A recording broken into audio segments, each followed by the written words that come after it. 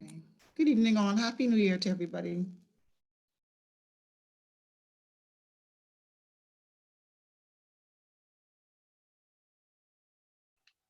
Good evening and Happy New Year to you also.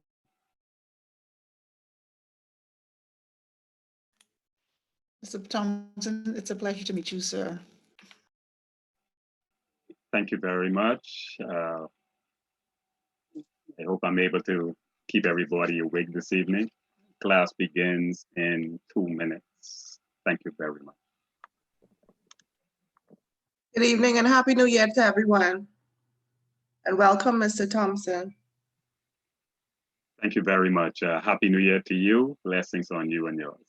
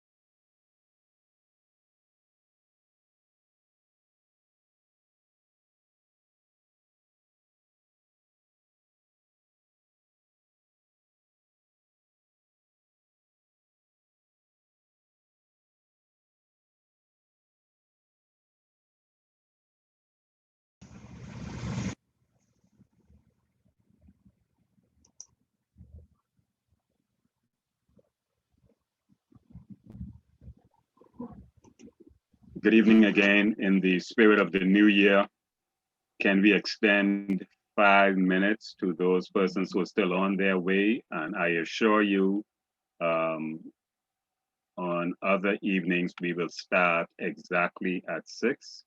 I thank you for your indulgence. I just wish to give those an opportunity to get set who may still be on their way, unless there's no objection.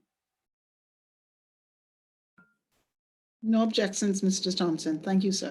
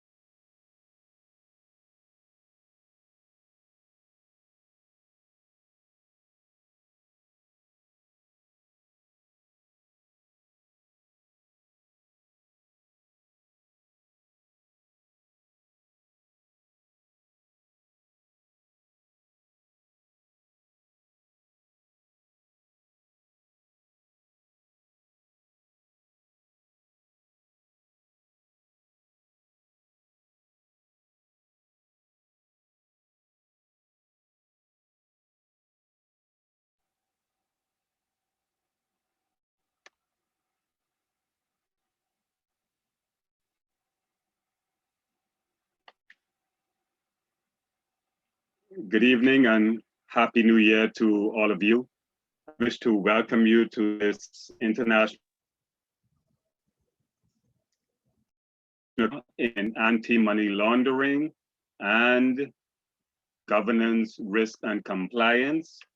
I wish to commend all of you, first of all, for signing up to this very, very important class. I wish to say to you that certainly the ICA program is becoming very much popular as perhaps the renowned and pronounced diploma certification for persons who are in the field of compliance, anti-money laundering, and the likes. And so Happy New Year, blessings on all of you. We will begin at this time, and we wish to thank you in advance for just a few points I wish to make to you. First and foremost, our session this evening, as much as I hope, will be interactive. Certainly, I don't expect that you will just be sitting or listening to me for a couple of hours. It is intended that this is interactive. It is intended that as much as is possible, we have a discussion on critical points in your course manual. Absent that, each one of you, I'm sure, could have taken the manual and you could have sat and read it to yourself. But we want to do something a little different this evening. We want to make sure that our session is interactive. And so I will say right up front that each one of you is a compliance professional. You will hear me say that as we go on throughout the evening. And let me ask right now, can everybody hear me properly? If you're not able to hear me properly, let me ask that you unmute your mics and inform me of such. Otherwise, I ask that you keep your mics muted. And so thank you very much again. I am fully aware that I am competing with all sorts of things this evening that you could have been doing. Some person's mind may be on what's for dinner. Some person's minds are on Capitol Hill. Some person's minds are on many other things. But I thank you that we are going to take some time this evening to look at anti-money laundering, governance, risk, and compliance. By way of introduction about myself, which I do not like to talk about myself, but I will say this much. I have been in the field of compliance for over 30 years. 14 of those years was spent as a financial service regulator. And so I believe that I know a little something about the field that we're going to talk about this evening. And I invite you to join us in a discussion this evening. And so that is our introduction this evening. Now, you would have had a long break. Once again, welcome back from the long break. I believe the last time you may have had a session would have been November 25th. So that is a long break. Just to make sure that we all are on one accord, we wish to remind you that you are in anti-money laundering, or some people say anti-money laundering, governance, risk, and compliance. This evening, we're going to be looking at Unit 4. And so for the most part, I wish to share with you that Unit 4 is critical. But before we go into Unit 4, let me say to you, this is a very, very important aspect of the entire course. When we talk about Unit 4, when we talk about the role of the compliance professional, these are perhaps the foundational pillars of the entire compliance program. And so I mentioned before, and I will say again, each one of you is a compliance professional. Now, why do I say that? I say that because you may not feel so today, and certainly you are in a diploma course, and if you don't feel so today, I certainly trust that at the end of this course, all of you would accept that you are compliance professionals. When I say professionals, you are the ones who financial institutions ought to regard as the experts in this subject matter. You are the ones that financial institutions, the government, the regulatory agencies ought to recognize as the persons who have something to offer when we talk about proper regulation. And so this evening, I am going to refer to all of you as compliance professionals. And by saying that, I would go into our first, and I believe most of you would have gotten the presentation already. And so I would just venture into the first slide presentation. Can everybody see the slide presentation? If you are unable to see it, please let me know. Your screen isn't being shared, Mr. Thompson. Okay, my apologies. Let me try that again. Do you see it now? No, sir. Is the screen being shared? Pardon? No, sir, it's not being shared now. Okay. Just give me a moment, please.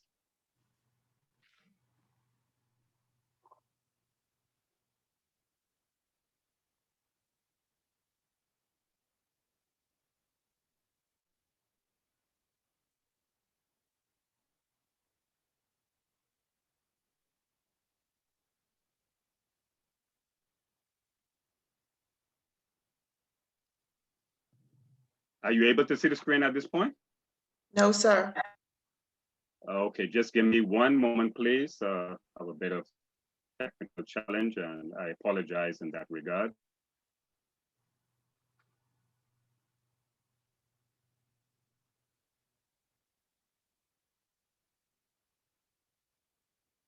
Just give me one moment, please.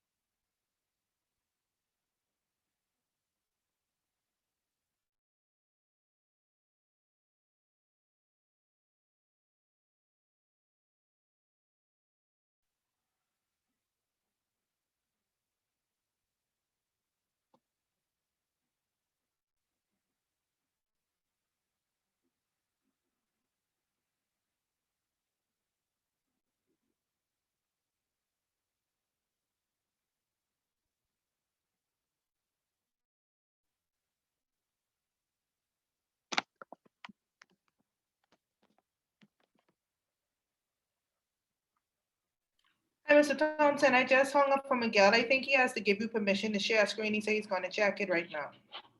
Oh, gee, because I know I tried this already. My apologies. No problem. Okay.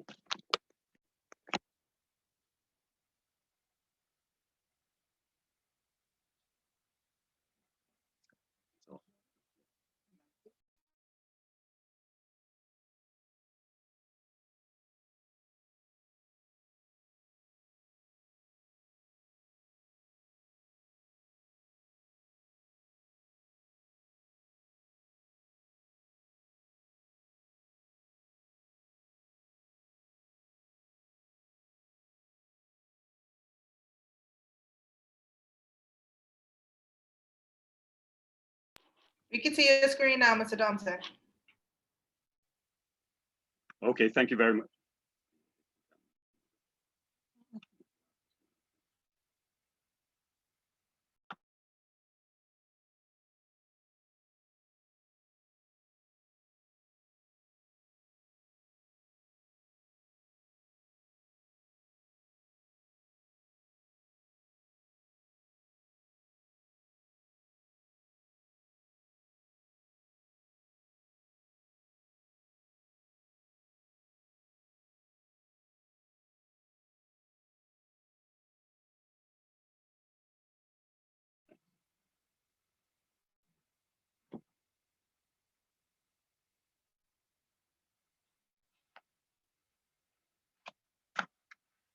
Okay, sorry about that. Let me ask, has everybody received the presentation? If Yes, not, I will just begin. I will just begin to go through it, and let me just step back just a moment and say that we are now getting ready to embark upon Unit 4, and certainly Unit 4 is a critical part of the entire compliance program. With Unit 4, you will find that we are talking about the role of the compliance department and the compliance professional. You would also find that with this segment of your program, we're going to look at some key points for the compliance professional. And so it's going to be very important that we look at this very carefully. And I mentioned before, and I will mention again, that each one of you is a compliance expert. You are a compliance professional.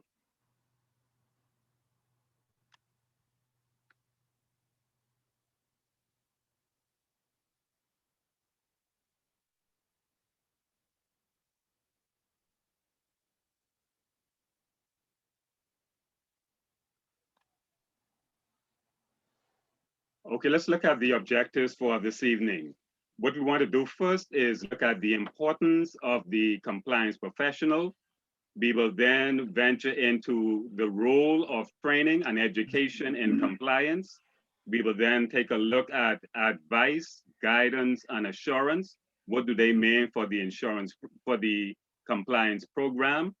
Monitoring and reporting to give assurance. How does monitoring, how does reporting give assurance to the compliance program? And then we will look at the importance of relationship management. What is it about relationship that is so important to the compliance function? And so we will start first with the importance of the compliance professional. I wish to remind each one of you that your role, if you are in the compliance function, and notice I said not necessarily the compliance department, but the compliance function within the institution, your role is very, very important. Allow me please to differentiate between compliance department and compliance function. Within every financial institution, there ought to be a compliance function. Some institutions may or may not have a compliance department. Nevertheless, there will always be a need for the compliance function. Someone ought to always be looking at whether or not the institution understands its regulatory obligation, is meeting its obligation, is training and ensuring that all persons within the institution understand their obligation to comply with standards, regulation, laws, policies, procedures, and the like. And so the point is whether or not you have a compliance department within a financial institution, there will always be a need for the compliance function. And so there are institutions which may have a compliance function, but not a compliance department. In fact, they may not even have somebody designated as a compliance officer. But I guarantee you, if the financial institution is serious about what it's doing, there will be a compliance function. And so the role of the compliance professional is critical to the success of the financial institution. And I want to say to you that the person who is in the role as the compliance professional, that person is regarded by the FATF, by some other regional and international bodies as the gatekeeper. And so when you look at yourself as a professional, compliance professional, you are really the gatekeeper. By that, I mean you determine who gets into the financial institution, what they're able to do, what they should not be permitted to do, and at some point, whether or not such a person needs to exit the institution. And so you are really the gatekeeper of the financial institution. From another perspective, one might even regard the compliance professional as the chief security officer, if you can put that in inverted commas. Yes, you are the chief security officer of the institution. It is your responsibility to ensure that only the right people get in, that they do the right thing, and when they fail to do the right thing, there is an exit program that gets them out of there so that they do not cause your institution undue harm. And so the compliance professional is critical to the overall success of the financial institution. I wish to say to you that the compliance professional, there are some attributes which the compliance professional ought to have. One of them is that the compliance professional ought to have technical knowledge in the field of compliance. By that, I mean this very program that you're doing now, the ICA program. There are some others, there are ACAMs, there are all sorts of programs that you may engage in to get certification, to get further qualified in the area, and you may even engage in a self-study program. All of that can be determined as technical knowledge. You get the technical skills. You can look on the FATF, Financial Action Task Force website or other related website, the Caribbean Financial Action Task Force website. From all of these sites, you can garner information about the field of compliance. And so the compliance professional needs technical knowledge to be in the field. Further, the compliance professional needs to know how to access relevant information. Yes, that might mean going to various websites such as the Egmont's website. I'm sure you would, but I suggest that you would know that the Egmont is the global body for financial intelligence unit. You may want to go to the Egmont's website, and that will show you what's happening in by way of typologies. Typologies meaning how persons would have infiltrated and adversely affected financial institutions over a given period of time. And so there are many tools out there that the compliance professional would want to use to ensure that he or she has the technical wherewithal to perform his or her duty in an effective manner. But then, in order for good governance, risk, and compliance to take place, for it to be effective, the compliance professional needs more than the technical knowledge. The person also needs interpersonal skills. And you don't have to worry about writing these things. Allow me to say that any class that I would have, I would give what I call nuggets. Nuggets meaning it is a summary of the critical points within the units. And I will ask the Institute to get these nuggets out to you shortly. So let's just have a discussion. Let's just talk through this evening. You will get all of this information at a later point. So don't worry about writing.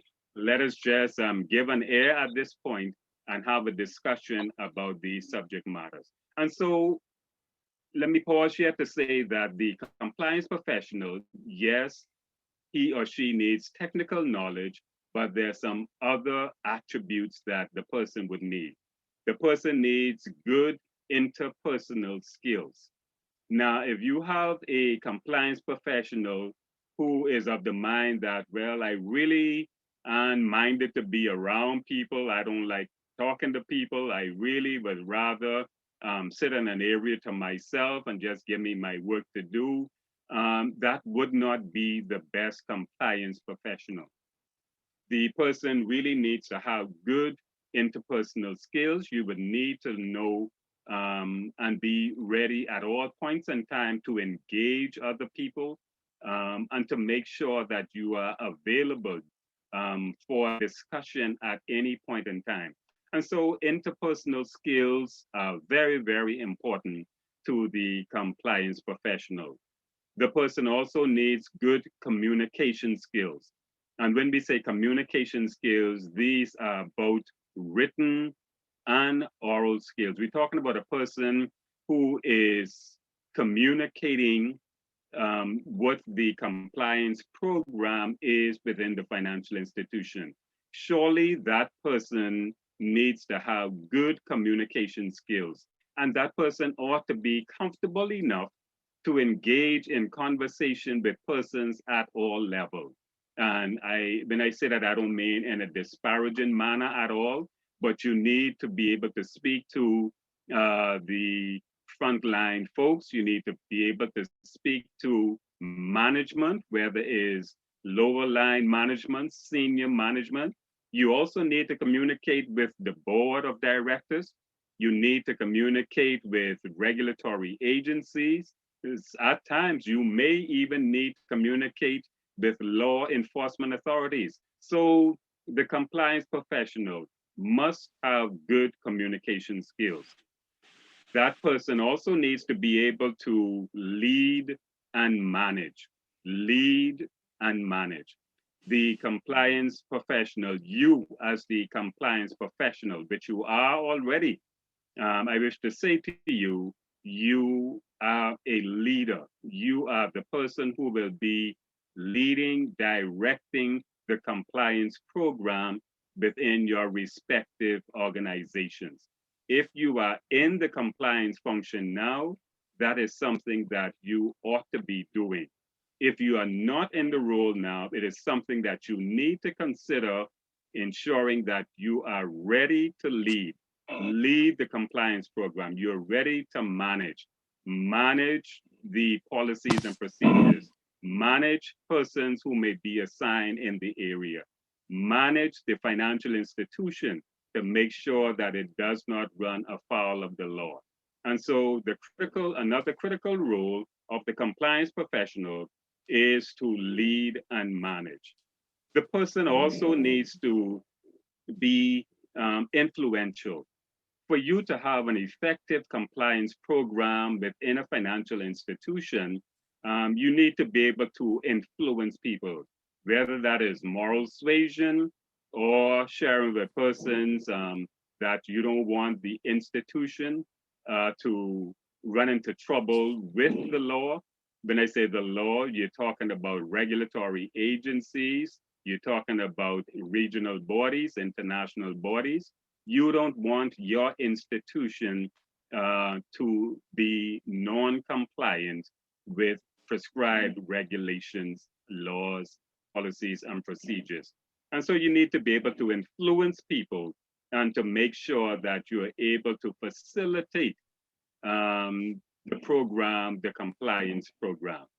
The compliance professional also needs to have sound information technology skills. That person needs to ensure that he or she is at least, reasonably adapt with in IT tools at this point in time. We see now that the landscape of financial services is changing so quickly that the compliance professional needs to be comfortable with IT tools. Let me pause right here and to ask any one of you if you have any questions or concerns, feel free to unmute your mic and proceed with your question, comment, or if you want to share something about your own personal experience in the field of compliance, feel free to do that. Let me also invite you to share with us drawing from your experience, but if you are making any reference to your own institution, I would respectfully ask that you do not name your institution or you do not provide any information which will make it clear to the class exactly which institution you're talking about. But let us draw on our own experiences and let us share in this discussion. Are there any questions or concerns so far about the competencies of the compliance professional?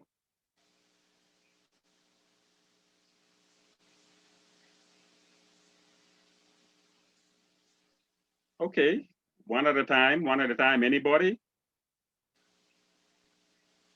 Okay, we'll come back to Okay, you. I'll say Yes. something, Mr. Thompson, with regards to, you made mention of the compliance professional having that information or being well versed with the policies and the laws of each regulatory body. Say, for example, somebody coming in the insurance industry, which laws should they be well versed with as it relates to insurance? Well, the insurance, what you may want to do, Insurance certainly, Act? certainly, and I thank you for that question. Very good question. Let me say that what a person in the insurance field would want to do, first and foremost, is to look at the website. Go to the website of the Insurance Commission of the Bahamas, which is really the regulatory agency for that area. And so you would find on the Insurance Commission's website relevant laws, guidance notes, codes of practice. Most of the information that you would need will be on the website of the respective regulator. Thank you very much. That's a great question. Similarly, if you are in the banking field and you are the compliance professional, you should make yourself very familiar with the website of the Central Bank of the Bahamas. You should also want to check other websites, similar websites such as Basel, other websites within the banking sector you would find would be very useful for you in making sure that you learn as much as you can about your specific area. And the reason for that is that financial services sector, it's a very big field, and you would find that each area now is almost specialized within itself. If you are working with an institution which is regulated by the Securities Commission of the Bahamas, you would want to go to the website of the Securities Commission, or similarly, the Compliance Commission. And let me say to you, and right up front, anyone who is a compliance professional, that person ought to at least make sure that he or she is comfortable with the Financial Action Task Force's 40 recommendation. In fact, when I served as a regulator, the FATF 40 recommendations were on my desk every day, easily accessible. And so there are many tools out there that you would want to ensure that you have close by to make sure that you're doing the best job you can. And where there's a question or concern, you know where to go for the information. And let me hasten to say, I call you a compliance professional, and yes, that's what you are. However, let me qualify that and say all of us, notice the pronoun I'm using, all of us are constantly learning. We are constantly learning because the regulatory field is constantly changing. Regulations are constantly changing. And the field of compliance, I venture to say, it is perhaps one of the most interesting, one of the most exciting fields that I am aware of in the financial services sector. There's always something new, there's always something to do, always something to learn, always something that you can have a hearty conversation about. And so the compliance professional ought to always busy him or herself with immersing oneself in the information that would make you even better at what you do. Another thing that is critical to the compliance professional is that the person must be able to adjust to change. That person must be a person who is going to his or her job every day, whether you're working remotely or you are in office, you should start every day from the perspective that there could be something new in the pipeline today, because regulation, the regulatory landscape is constantly changing. And if a person is working in the compliance field, and that person does not adapt to change easily or readily, that person will be challenged. And so the good compliance professional must be able to adjust to change in the shortest period of time. I wish to say to you too that in terms of what's happening both locally and globally, the only constant in the field of financial services, as is in everything in life, the only constant we know about is change. Everything is constantly changing around us. The field of compliance is one where every day you can expect that there could be an amendment to existing law, a new law, and the like. And once again, please feel free to chime in, and I will give you by way of example. Look at what occurred in 2020. A lot of persons would rather not think of 2020, but let's look at it from this perspective with the COVID-19. What that has done to financial services is you will find that invariably many financial institutions which thrived on persons coming into the institution, bringing their documents along with them, the relevant persons having sight of those documents, and you then, once you have a certain level of comfort, then you will provide financial intermediary services to those persons. But look at what COVID-19 has done. It has actually caused it such that many financial institutions had to continue providing financial intermediary services on a non-face-to-face basis.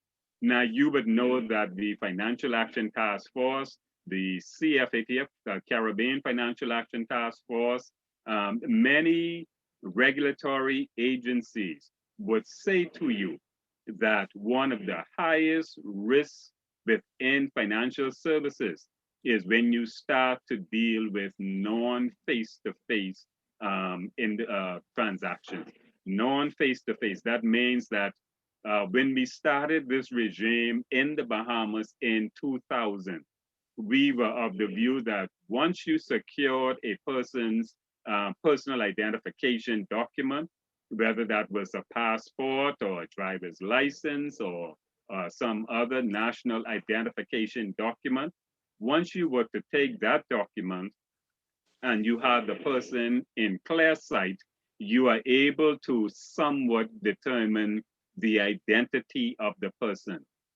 Now, that is one of the two foundational pillars of anti-money laundering. The first is identification of the customer.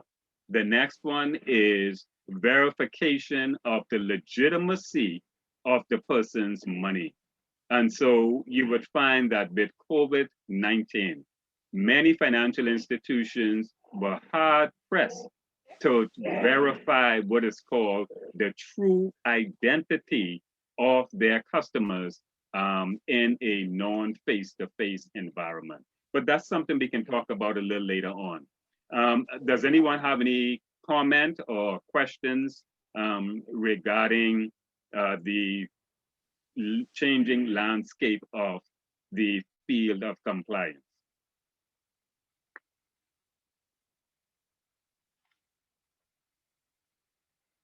Okay, let's forge ahead to the next area, which deals with the role of training and education in the compliance area.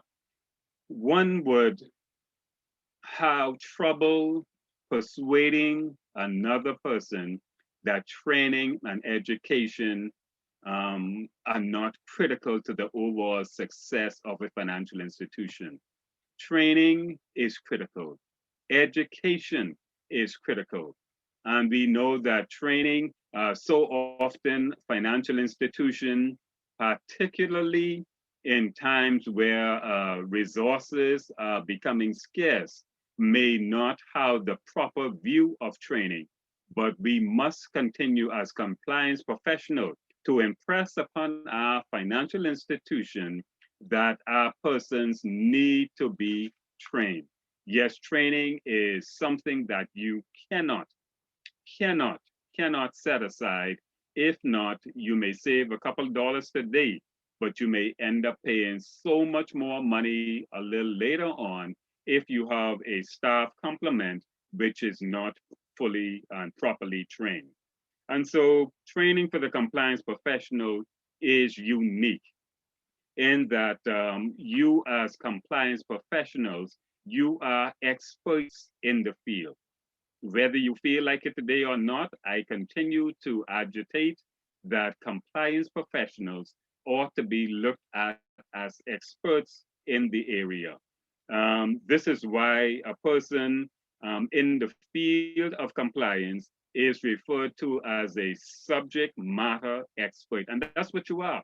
You are an expert in the field of compliance. Once you were to grasp this information, internalize it, and actually into practice, you are to be regarded as a subject matter professional, subject matter expert. Yes, even tonight, while you are on your way through this program, you are an expert moving towards strengthening your expertise in the field of compliance. Let me say to you also that when you are in the field of compliance, training is critical to everything you do. Training for the compliance function is critical to make sure that you are aware of the different legislation, you are aware of the obligations of your institution, and not only are you aware, you are in a position to share that with your colleagues by way of a vigorous training program. And so you cannot be in the field of compliance if you are not constantly training yourself, training your colleagues. Training is critical for your financial institution to ensure that it does not run into challenges with meeting its regulatory obligation. And so the compliance function should participate in training. In fact, the compliance function, the compliance professional ought to be a part of the training regimen of the financial institution. It will be foolhardy of a financial institution to set up a training program without the involvement, without input from you, the compliance professional. Now, when we talk about training, training is critical for several reasons, and I will share some of them with you. And this information also comes from your course material. Training can take different forms. First of all, it can take the form of coaching. Now, we know when we talk about coaching, we can think about that from the past perspective of sports. When you are coaching someone, that doesn't just mean that you are sitting down and directing them. Coaching means actually ensuring that they understand the techniques, that the person understand how to carry out the task. And so the compliance professional is also a coach within the financial institution. And so you can use coaching on a daily basis, and that can be regarded as a form of training. Another form of training can be by way of presentations. You can develop presentations, training presentations, and ensure that they are shared with your colleagues within the financial institution. Some training is also computer-based. You can have a computer-based training program, and some of these, some persons have to buy them off the shelf. You have computer programs which speak to various fields within the financial services sector. But make sure though that, as a word of caution to you, if you are engaging in a computer-based program, make sure that that program is tailored to your institution. Make sure that it is relevant for the products and services that your institution engages in. But you ought to know that you can have computer-based training programs. You can also have various workshops whereby you sit with persons on an ongoing basis and to make sure that the persons understand the information. Now, as an aside, I wish to share with you that a lot of persons, you would find that a lot of persons use the words conference and workshops interchangeably, but there's a slight difference. With a workshop, you actually sit with persons engage in actually going through material, and there's a way of ensuring through workshop, through engaging persons, whether in groups or other similar practices, the workshop really tests to ensure that everyone is getting what they ought to get from a program. And then you can have a regular classroom setting, as is the case with the Bahamas Institute of Financial Services. They have many classroom sessions, as is with the University of the Bahamas and so many other institutions around here. Obviously, we know that most persons are doing their educational training virtually, but you need to understand that training can also be a classroom setting. And you, as the compliance professional, you can set up an area. Hopefully there is an area within your institution where you can have a classroom style training session. And then another facet of the training program is that training at times is mandatory to your institution. And so when I say mandatory, you are having the training session because it is a regulatory requirement. And then the final area of training is that training can be ad hoc and it can happen on the spur of a moment. You, as the compliance professional, you can expect that any point in time, somebody within the institution can contact you and ask your view, your expertise on a particular subject matter. And so that will take the form of an ad hoc training session. It is not planned. The person comes to you or gives you a call or shoots you an email, and they expect that you, as the compliance professional, will have the information, will have a ready answer, or would be able to steer them in the right direction for the appropriate answer. And so training can take place in many different ways. Another point we want to mention about training, are there any questions or concerns at this point? Let me hasten to remind all of you that if you are in financial institution, that the Financial Intelligence Transactions Reporting Regulation requires that all persons within the institution ought to be exposed to AML training at least once per year. That's everybody within the financial institution. And so, so often we would see financial institution actually sending persons off to training, on training programs, whether locally or abroad. And many times it appears, and let me put that in inverted commas, it appears that the training may be reserved for special persons within the institution.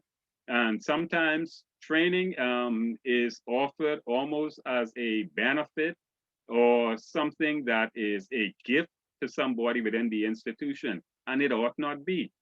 Training is a requirement for everybody within the financial institution, everyone, irrespective of your role. You ought to be trained at least in the basics of anti-money laundering. And so training must be designed for your institution.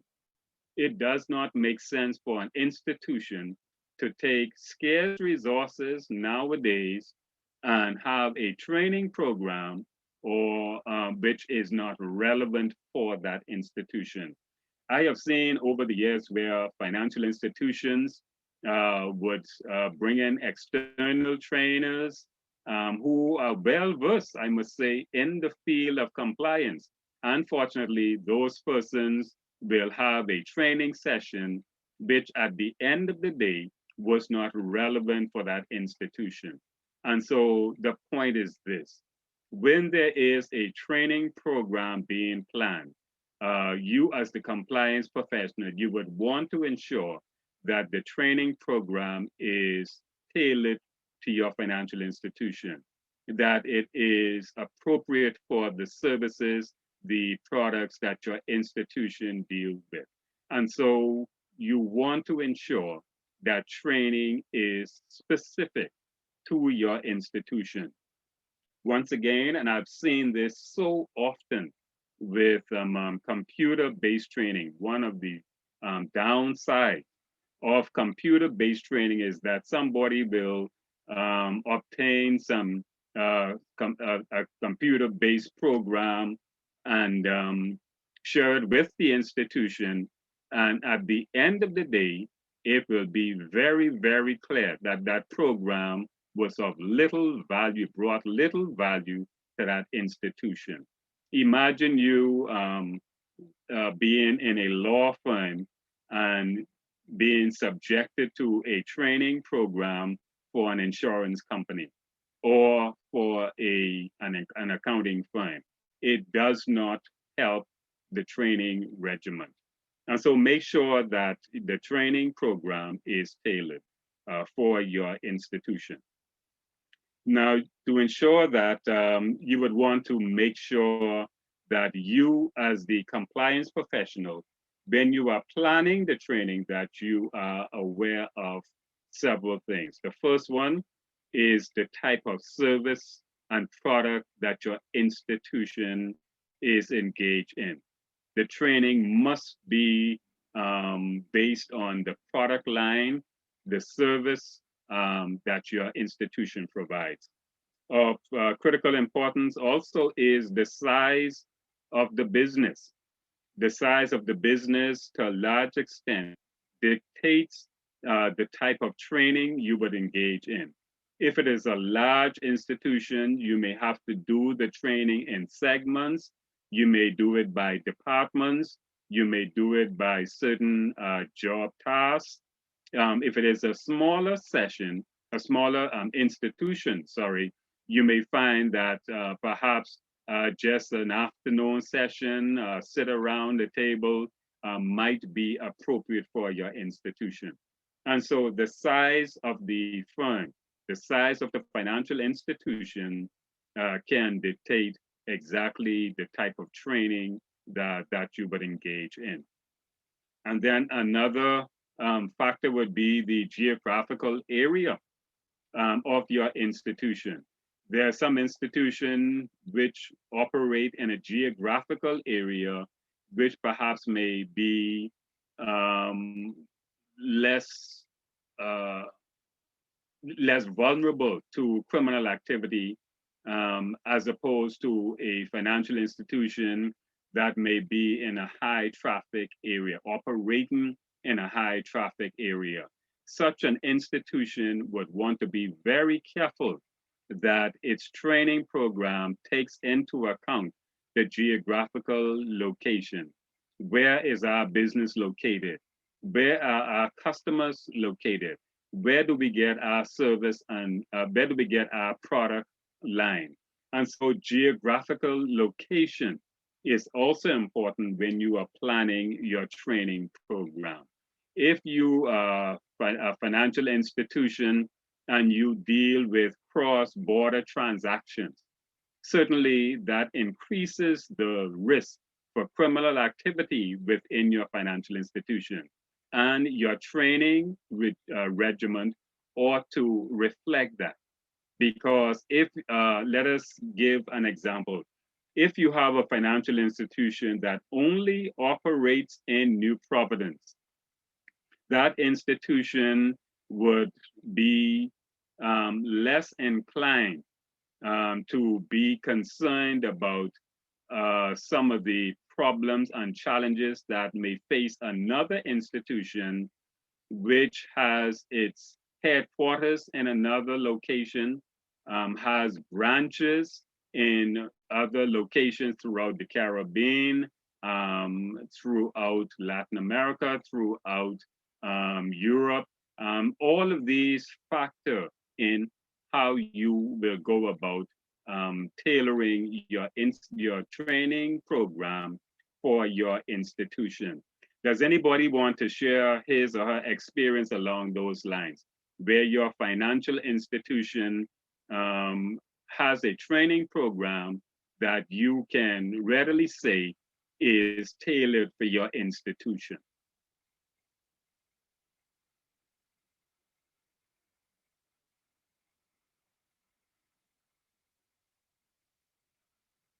Okay, no comments. We will proceed then. The next point we want to look at is when you talk about training, training must be tailored for the participants. The participants of the training program should dictate what goes into the training program and how it is administered. Case in point, there always ought to be a training program for new recruits, for new employees joining your institution. When a person joins your institution, there are many regulatory requirements globally that dictate that such persons ought to be exposed to at least the basic anti-money laundering training within the first the first 6 months of that person's engagement. And so if a person is hired today, that person ought to be exposed to anti-money laundering training between now and the 30th of June. That is critical. That is critical for the financial institution. You would want to make sure that that person at least has an appreciation for the basic regulatory obligations when it comes to anti-money laundering. And so there always should be training for new staff members. Another area of training is that you should have a program for your existing employees, and training for existing employees takes on a different form. Certainly, you may want to restate some of the basic information, but when a person has been in your institution for a set period of time, there are certain areas that you would want to zoom in on. Have there been any amendments to the law?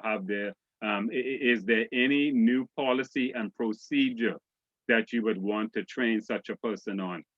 Is there any new requirement of the law or of the regulator that you would need to share with such persons? And so the training for your existing employees will take the form of a more advanced course in anti-money laundering, if we can put it that way. And then training always should be had for various levels of staff. By that I mean you should have a training program for persons at what you may call the entry level, lower levels within the institution, right up to the board level. Yes, there should be a training program that also caters to senior management and the board of directors. And so you want to make sure that the training program within your financial institution is so versatile that it actually captures everybody within the institution. Now, when it comes to the training program in the financial institution, that there are several triggers, several things which may trigger a training program. Obviously, you as the professional, you may have your scheduled training, but there may also be other things which may arise from time to time, which may trigger a training session. An example of which is there is a new legislation. A new legislation is passed and it actually speaks to your type of business. You as the compliance professional would want to ensure that your staff, your colleagues are made well aware of the new legislative requirement. This is particularly important where you have a new legislation which addresses a new type of risk. Now, we know that even in the local context, we see technology moving us to an area where persons, we know that persons are putting out there the term of non-cash transactions, and we see persons moving to other non-negotiable instruments where you really have to ensure that you understand the risk associated with these new technological advances, and that your institution has appropriate training program to combat any risks that may be associated with them. And so new legislation may trigger a training program. Training may also be triggered by a new policy or procedure to reinforce an existing policy or procedure within your institution. Something might have happened in your institution, or you as the compliance professional may be attuned to some risk or your clientele, and you may want to determine that now I need to share with my colleagues the risk associated with this new point that comes to your attention that might trigger a training session. And then there's another point which might trigger a training session, that is a desire by senior management to create or try to strengthen the culture, the compliance culture within the financial institution.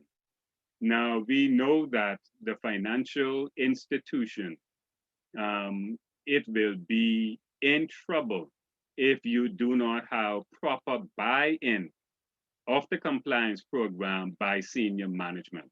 And so when you have senior management concerned about the culture, creating a good compliance culture, you perhaps will want to set up a training program that ensures that everyone understands his or her role in the compliance by the institution.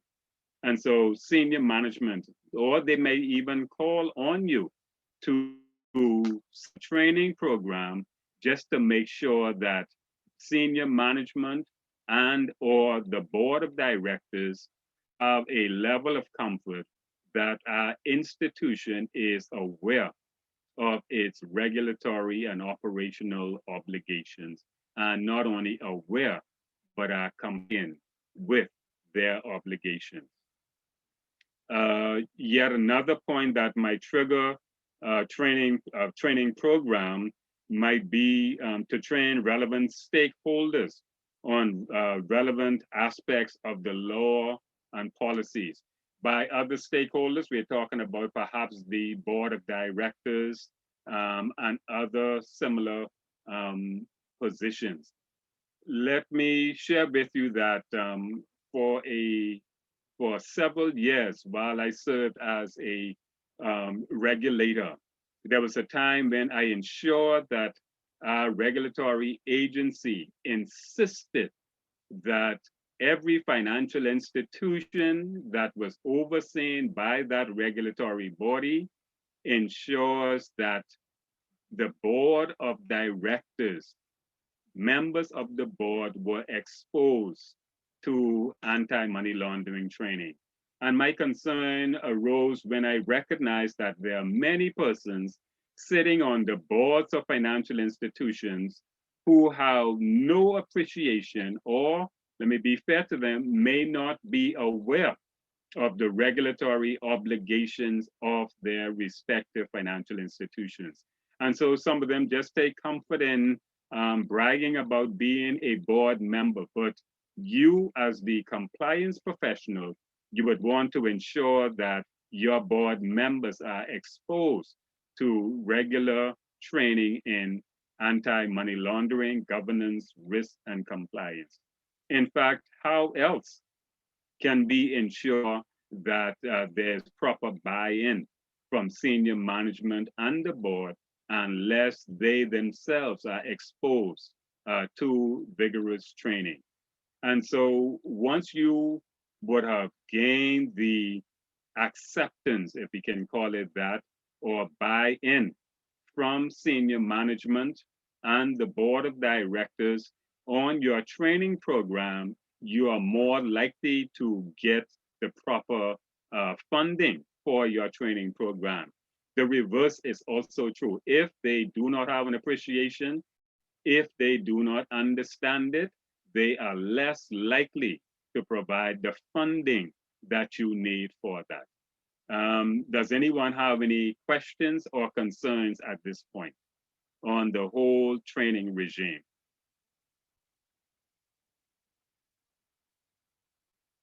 Any comments, any questions from anyone?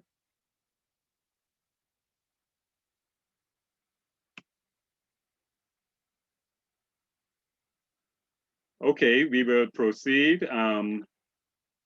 Another trigger for the training program would be that you as the compliance professional, you decide that you want to create a forum for your staff to interact with persons who will oversee the compliance function.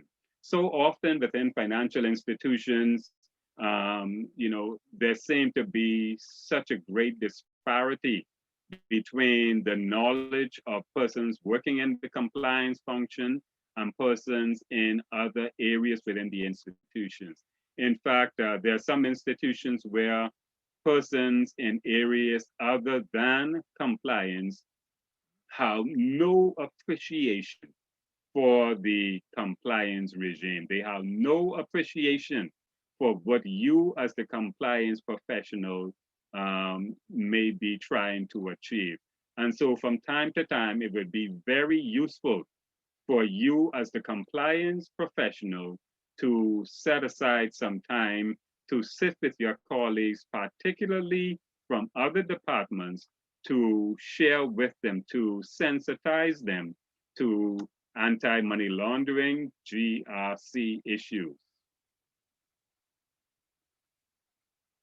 I mentioned earlier about training for the board of directors and for senior management. The greatest benefit of training for the senior management and the board of directors is that the institution can ensure that you have what may be referred to as the right tone at the top, If you engender the right training program across the institution, you would find that persons within the institution from the highest level to the lowest level will have an appreciation for what it is you're trying to achieve. They may not understand everything you're doing, but at least they will have an appreciation for what you're trying to do. Now, training may take several different formats. We know that Some training programs, you would find that you walk into a room and you sit down and you will just have a session of just basically ticking the box. Somebody may give you a questionnaire of sort, asking you if you know this aspect of the law. Do you know about CDD? Do you know about EDD, enhanced due diligence, customer due diligence, KYC, know your customer, STR, suspicious transactions reports, suspicious transactions. Somebody may just give you, as it were, a set of information, have you glance through it, tick the box, and may even test you on it. That might not be the most effective, and usually is not the most effective form of training, what we call ticking the box. You would just tick the box and you would basically either be right or wrong. You would find that perhaps a session where you are able to sit and engage the person, engage your audience, would perhaps be a much more effective training strategy than a tick the box. So certainly a training program which is referred to as outcomes focused. You want to know that you get the right outcome of your training session. You want to know that you get the right bang for the buck. You want to know that there are results, tangible results coming out of your training program. You would find that some institutions have taken the approach of after a training session, you may be subjected, the participants may be subjected to a test, which actually tries to determine whether or not they absorb the information. There is some value in that, but perhaps the greatest value of a training program is whether or not your compliance program improves after the training session, whether or not there's a higher level of compliance throughout the organization, whether or not your on-site examination with the regulator is better after the training program than in previous on-site examinations. Then you would know that your training program is going in the right direction.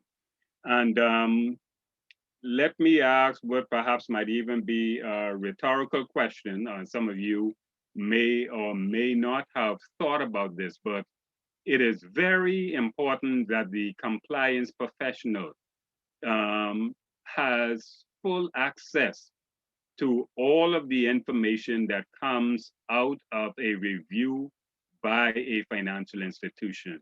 Imagine you as the compliance professional within the institution, but when the on-site examination is completed, the results, good or bad, is sent back to senior management and you are not exposed to that information. Suppose further that there are material weaknesses identified from that on-site examination. You as the compliance professional would not even have an opportunity to try to effect some remedial actions. And so my point in saying that is that you as the compliance professional, you should be made fully aware and kept abreast of all engagements with the regulator, be it an on-site examination, be it a meeting with senior management and or board representatives. You as the compliance professional, you are the key information person when it comes to compliance issues. Are there any questions or concerns on that point?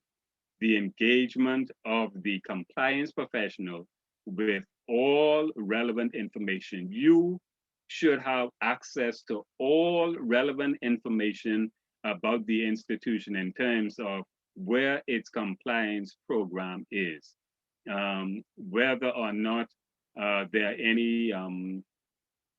any drawbacks, any weaknesses, you in fact should be the first person to be aware of such weaknesses so that you can ensure that they are properly addressed. And so let us go to another point about the compliance function. Remember we said every financial institution needs to have a compliance function, whether or not there is a compliance officer or even a compliance department. The compliance function should ensure that training is as effective as possible. We would know that particularly in recent times, financial institutions are doing everything they can to cut costs. And so you need to be able to persuade your financial institution that training, education is certainly not one of the areas that should be slashed when it comes to cutting costs. To the contrary, institutions ought to be putting proper resources in the area of training to try to mitigate any unforeseen risks which may infiltrate your institution and cause you some regulatory fines and the like. Now, in planning, you as the compliance professional in planning a training session, you ought to give consideration to several things. First of all, you ought to consider the specific needs of your institution. Were there any areas that the regulator has cited us for being non-compliant in? Certainly that should form the basis of your training session. Another point will be the needs of your participants and to ensure that you meet each staff member where he or she is when it comes to the compliance training program. You would have some persons whose skill base when it comes to anti-money laundering is much more advanced than others. And so you want to make sure that you do not leave anyone behind when you have a training session for your staff. Make sure that their core competencies are at least at the basic level where they understand what the institution has to do to remain compliant. As an aside, and a critical point to be made here is that criminals, they are very keen on actually identifying those persons who are most vulnerable within the financial institutions. And guess who they are? It is those persons who either have not been exposed to AML training or were exposed to training, but the training either went over their head or they did not buy into the training program. And so financial institutions would want to do all that it can to ensure that every staff member has bought into the training program. Otherwise, you would make your staff members vulnerable, susceptible to the criminals on the who are really out there trying to figure out how they can get into your financial institution. And so the core competencies of your staff members, you're talking about basic knowledge of the legislation, basic knowledge of the regulatory requirement, basic knowledge of what the institution is required to have in terms of policies and procedures to ensure that no one is able to launder money or facilitate any financial crimes within your institution. And so in planning a training session, you would want to make sure that you have clearly defined objectives for the training. Is it that we were made aware that some of our staff members do not understand basic things. Is it that we've gone into a new product line and we want to ensure that all of our staff members are aware of the risks associated with that product? Or we have taken on a new set of clients who may pose a higher level of risk than our institution has been used to. And so there are many things which may trigger you convening a training session. The bottom line is that make sure that the training session is as effective as possible. Now, there are several things that also determine what the training will be like for your institution. And I will give you 4 of them. The first one is the training program will be determined by the risk appetite of the financial institution. Now, we know that many institutions are risk averse. They do not dabble, if we can call it that, in high risk products, high risk clienteles. Some institutions would just rather not deal with them. On the other hand, you have some institutions which welcome high risk, dealing with high risk product, which welcome dealing with high risk individuals. And the truth is, sometimes an institution may find that it's beneficial and it works in its interest to deal with high risk clientele, high net worth individuals, politically exposed persons. Some institutions welcome such persons. However, you would know from your training that when we deal with high risk individuals, the risk to your institution is increased. And so you need to make sure that your training regime covers enhanced due diligence. How do you deal with higher risk persons as opposed to lower risk persons? Critical point will be when you are dealing with persons who are lower risk, if the risk appetite of your institution is low, then you know that you perhaps only need to be concerned about a program which is based on simplified due diligence. Conversely, when you have a financial institution with a high risk appetite, you would know that you need to put a program in place which deals with enhanced due diligence. You need to go over and beyond. You need to ask for additional information. You need to check, and recheck when you are dealing with high risk products, high risk individuals. And so though that will determine the type of training that your institution has, whether you deal with high risk or low risk individuals, high risk or low risk product. And the second point is the institution might only want to address rules. You have some institutions, the view in the financial institution is, we just want to get by. Just tell us what the regulators call for. We will just scrape through. We will just tick the boxes. We will just do all that we need to do and nothing more. That is the view of some financial institution. And obviously, the training will reflect that. The third point is you have some financial institution, they want to achieve best practice. They want to go over and beyond. They not only do they want to do what the regulators call for, they want to ensure that there's a high level of integrity within the institution. They want to ensure that the reputation of the institution is maintained. They want to ensure that the institution is regarded as a respectable player within the financial services sector. And then the fourth one, which might determine what your training looks like, is that the financial institution might want to exceed the regulatory requirements and best practices.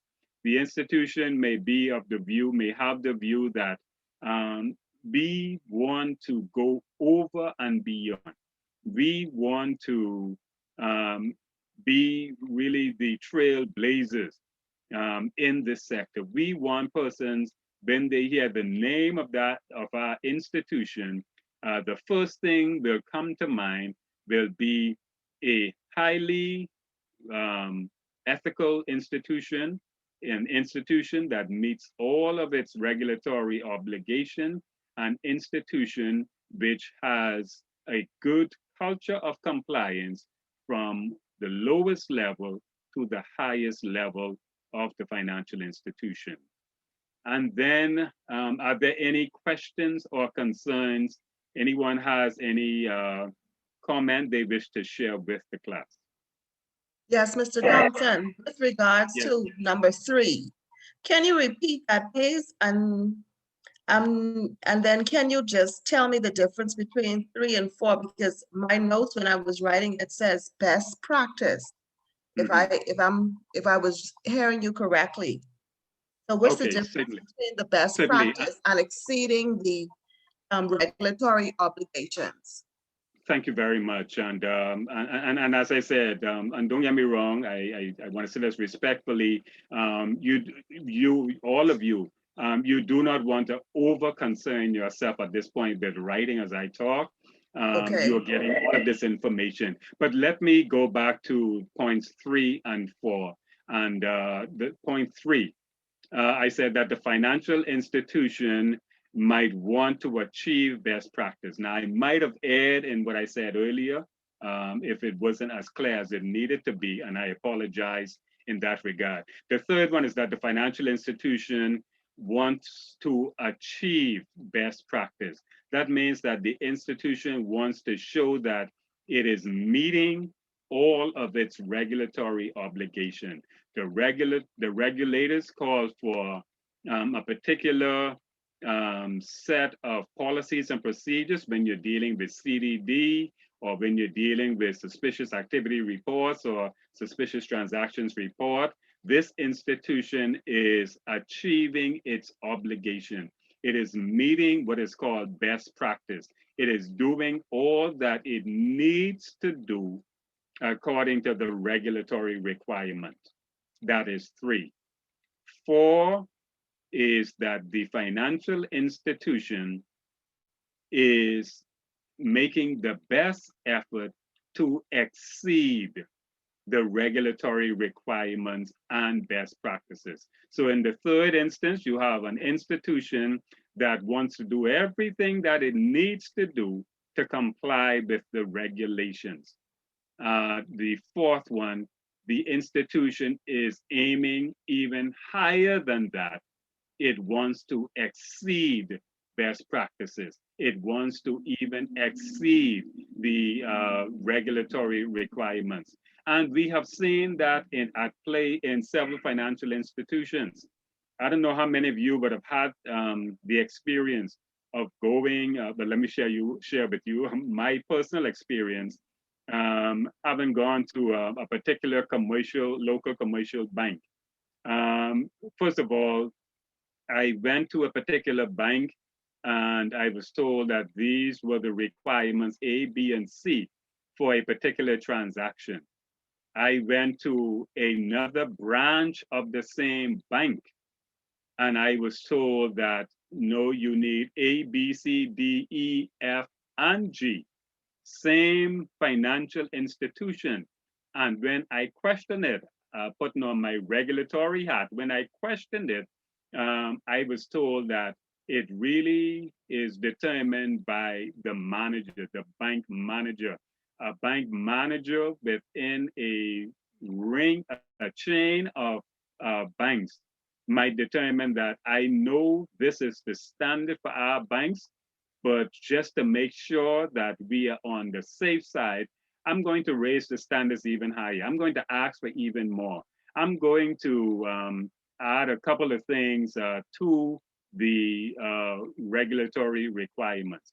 And so you may have somebody who is overly ambitious. You may have a financial institution that is overly ambitious. They want to not meet the regulatory requirements. They really want to exceed it because they want to be able to put out there that ours is a financial institution that is so well regulated that we do more than is even required at the regulatory level. Does that make it a bit clearer? Yes, sir, it does. And Okay. great example. But I Yes, mean, if that financial institution who wants to exceed, that's gonna frustrate the clients and they're gonna go to the next branch to do the same transaction. certainly, certainly, and I fully appreciate that, and I want to put a little twist on what you said, if I may do so respectfully. Not only might that person be minded to go to another branch of the same bank, they may just go to a different banking institution altogether. Now, to take us back to the year 2000, when the Bahamas was blacklisted, there was panic.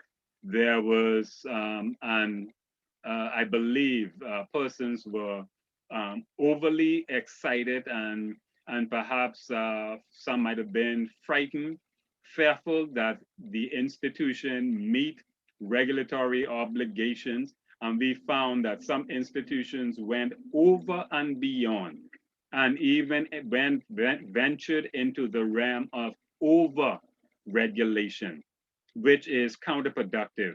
I believe that no one would disagree with me when I would say that the Bahamas has lost quite a bit of business in the early years, particularly between 2000 and let's say 2005, by a program of over-regulation.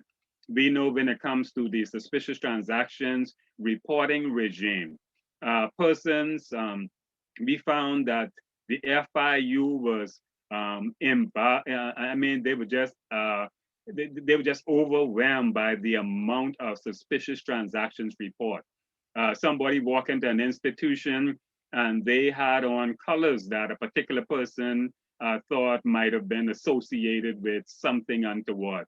Or somebody comes to an institution and someone just said, well, I just look at that person, the person just looks suspicious. That's how sensitive it was in the early days.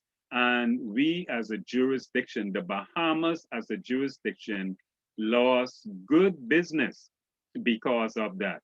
We know also because of the regulation of international business companies. We know that IBCs, many IBCs left the jurisdiction to go to other jurisdictions because their claim was that the regulatory regime in those other jurisdictions were less onerous than they were in the Bahamas. But fortunately, there was 2004, where the Financial Action Task Force brought in a system of risk-based supervision. And I believe we in the Bahamas then began to see that you ought not use the broad brush approach. It is counterproductive to treat everybody the same way. We know that every customer or prospective customer brings in a different level of risk to the institution. Some people are high risk, some people are low risk. That's with everything in life. Some products are high risk, some products are low risk. And I believe that persons ought to be regulated based on the risk that they bring to your institution. Whether known or perceived, you ought to treat people based on the risk that they bring to your institution. To do more than that can put you in the scope of over-regulation. Thank you very much for that point. It's a very good point. Are there any other questions, concerns, comments?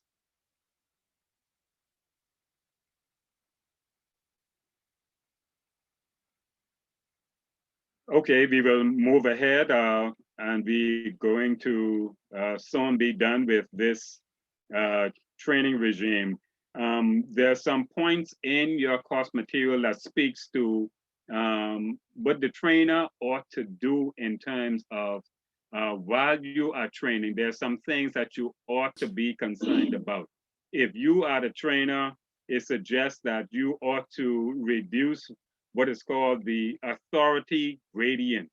That means that you as the trainer, you don't show off your skills. You don't talk to people in a condescending way if you're training your colleagues in your institution. No, you're sharing with them information that you had the privilege to come across. That doesn't make you any better than them. That doesn't make you any smarter than them. But what you are doing is sharing with them information that is very important to the overall success of your institution. And so you ought to avoid lecturing.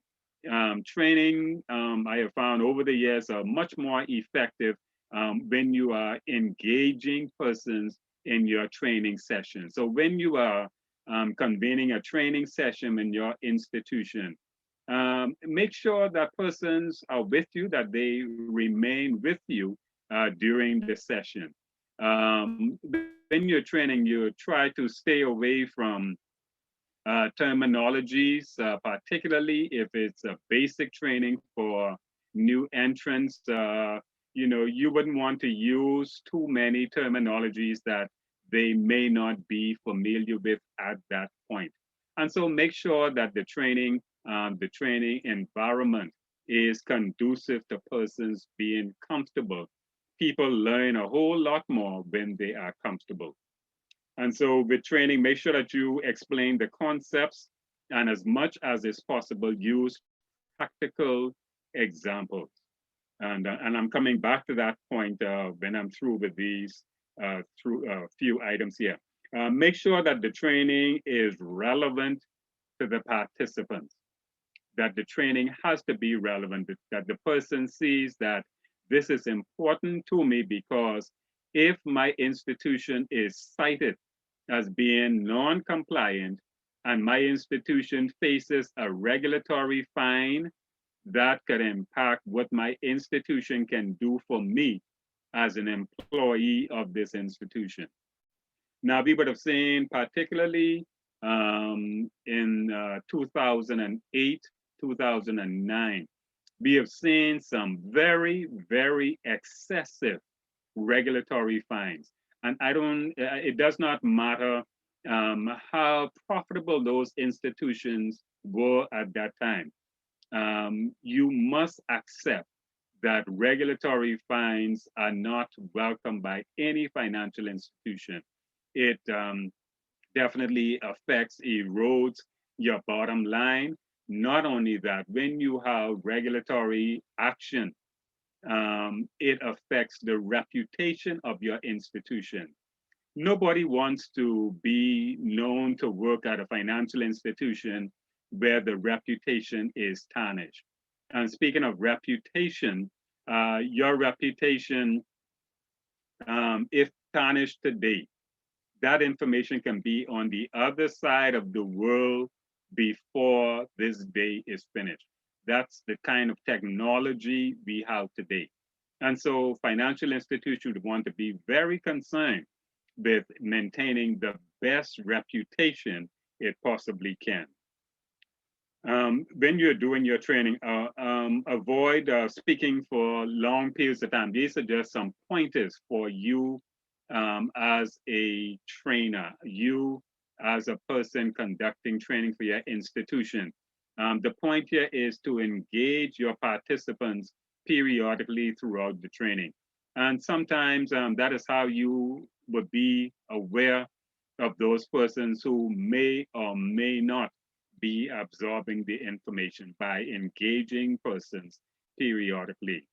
The last point on this is that the trainer ought to make sure that the training session is as exciting as possible. Now, I mentioned earlier about the importance of practical examples. I had planned to say this very early in the session, but I will say it at this point right here. you would find that this ICA program would be much more beneficial to you. It will stay with you a whole lot longer if you consider this recommendation.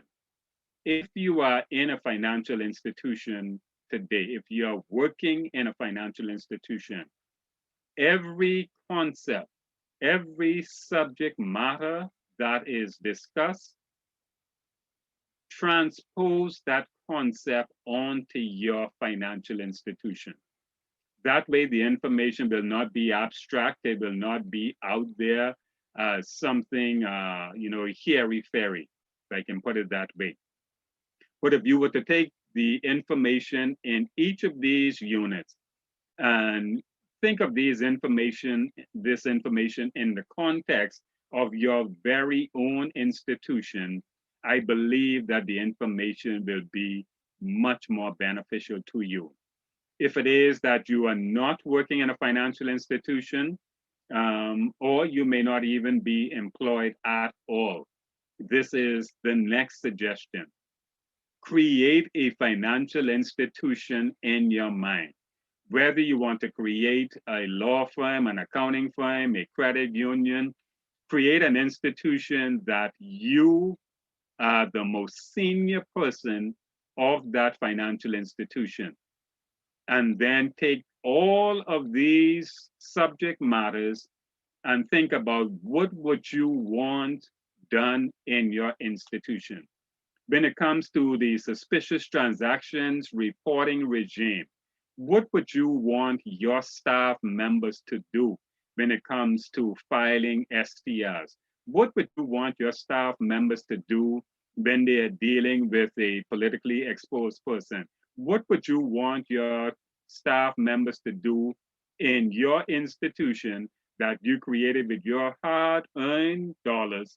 What would you want them to do if they have a training session scheduled for tomorrow? You would want them to be enthused. You would want them to come ready to accept the information shared with them.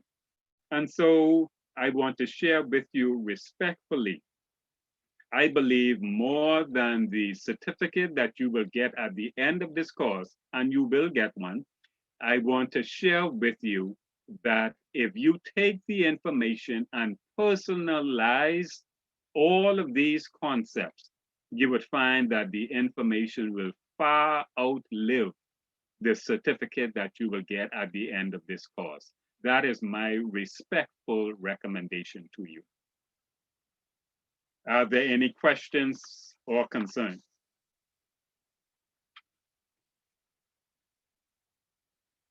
Okay, there's just two more points we wish to mention on training. I noticed the amount of time I'm taking on training, and that is because training is critical. It is foundational to the success of the financial institution. When you would have given a training session as the compliance professional, you would want to, at some point afterwards, evaluate the success or otherwise of the training session. You would want to ensure that persons absorb the information, not only absorb the information, but that the information has been put into practice. And so training evaluation, whether you give a test, an examination after your training session, is a consideration, but more importantly, you should make every effort to ensure that the information shared is actually put into effect. The next point we want to deal with is the area of continuous professional development called CPD. Now, we know that within a financial institution, it is very important for persons to continue learning, continue training, whether that is in a formal or informal setting. But the compliance person should him or herself make sure that you continue to avail yourself to training opportunities and that you would encourage your colleagues to continue grasping every training opportunity. Why is that important? That's important for several reasons. First of all, the continuous training should be in line with your career path. A person may walk into a financial institution with high hopes of moving up the ladder within the institution. That person will need to be guided, though, as to what training he or she might need to engage in to move from one level to the other. And so make sure that, that first of all, in your institution, there is a proper career path for yourself and your colleagues, and that the training regime actually is in line with a person's career path.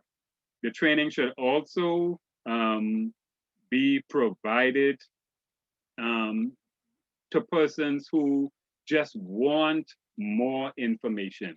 And that would take the form of perhaps some less formal or informal training, where you as the compliance professional, you should be amenable for someone to call you, what we may call on the fly, call you and ask for your view, your perspective on a particular subject matter, particularly if it relates to AML or CFT. You should be receptive to helping such a person. The next point is that of education, and I would just simply say when it comes to education, you would want to make sure that the information is clear that a person is exposed to. Make sure that when there are educational opportunities, that persons do not only get the technical skills, that the person actually grows from the education which he or she is exposed to. Now, in your material, you would see that there's some emphasis placed on technical education, and then it speaks to skills. The truth is, within a financial institution, every effort should be made to make sure that everyone is as well-rounded when it comes to training and education as is possible. Are there any questions or concerns about the subject of training and education?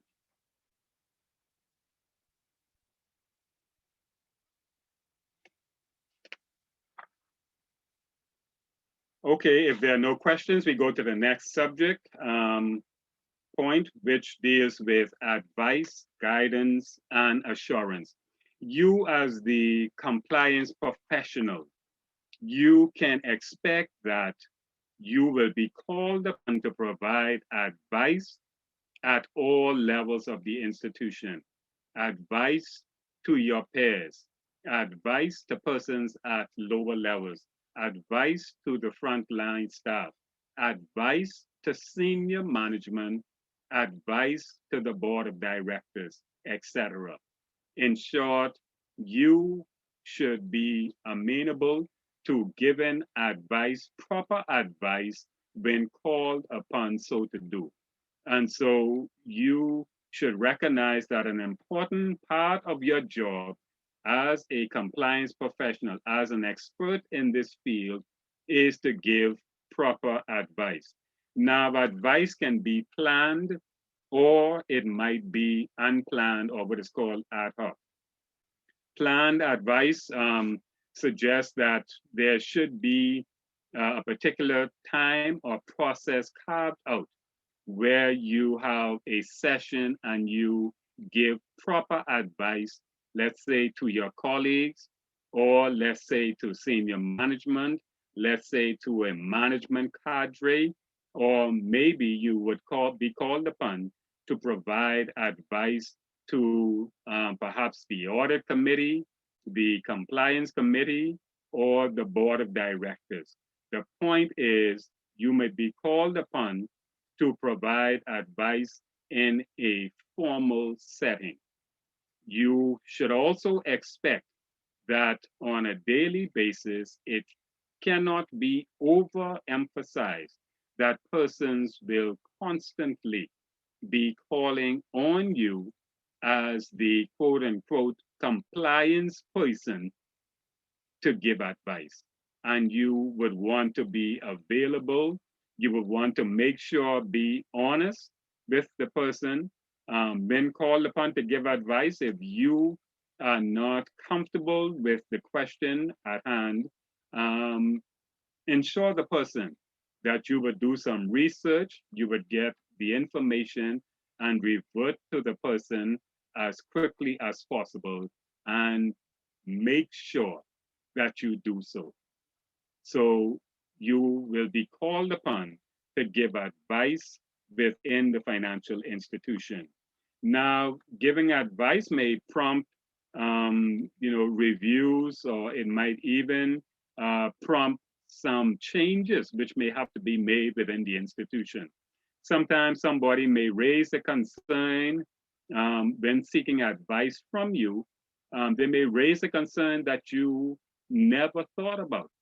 And that might cause you to go back to the drawing board, so to speak. And this may lead you to changing some policy or procedure, or at least agitating for the same. And so do not underestimate the importance of someone calling on you for advice. Now, when you have planned advice, when you have sessions where you are called upon to give advice, you can find that these sessions can be very proactive. They can help in identifying some weak areas within the financial institution. It may identify that there are some skill sets which may be lacking within the institution. There may be some areas which compliance, and I say that in inverted commas, compliance need to zoom in on a particular subject matter.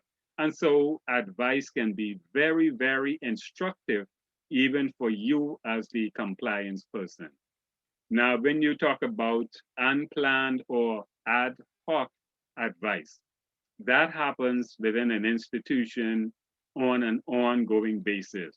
You would find that people may call on you, or quote unquote want to bounce something off you. You should welcome those opportunities. And I will share with you a couple of reasons why. First of all, when somebody comes to you for advice, this provides an opportunity for you to provide information and guidance to that person. When somebody comes to you for advice, this is an opportunity for training, meaning an informal session with that person. That is a form of training also. And when somebody comes to you for unplanned or ad hoc advice, it is definitely always an opportunity to educate. And so remember that advice is a critical part of the role of the compliance professional. Now, in order to ensure that that you as the compliance professional provide the best advice, there are several things that you would want to keep in the forefront. First of all, you must have a keen knowledge of the business. That is when you are able to provide the best advice. When you understand your product line, when you understand your customer base, when you understand the regulatory environment, when you understand the regional environment, when you understand the risk inherent in your product line, you will be able to provide advice much more readily. And then when you understand the markets that your institution operates in, you will be in a better position to provide advice. When you understand the goals of your institution, where are we going as a financial institution? What are the core values of senior management? What are the values of the board of directors of this institution? Once you understand that, then you will be able to provide sound advice. Once you know the strategic plan of the business, you will be able to provide good advice. Are there any questions or concerns about advice? You, as the compliance professional, you must be available to provide advice. Questions or concerns, please? Mr. Thompson, I have one question. In my mind, maybe I'm oversimplifying it, but in my mind, I don't see much difference between quote unquote education and advice. Because if we're supposed to ensure that all staff members are educated based on their, first off, general understanding, and then if departmental wise, if there are certain roles that they play in the company, they're supposed to have specific training to assist them with that. I don't really see the difference in my mind between educating them and providing the training and giving them advice, because I kind of almost see that as the same thing. Because I know when we went through it, you spoke about education still being ad hoc as well. So I maybe, like I said, I may be oversimplifying it in my mind.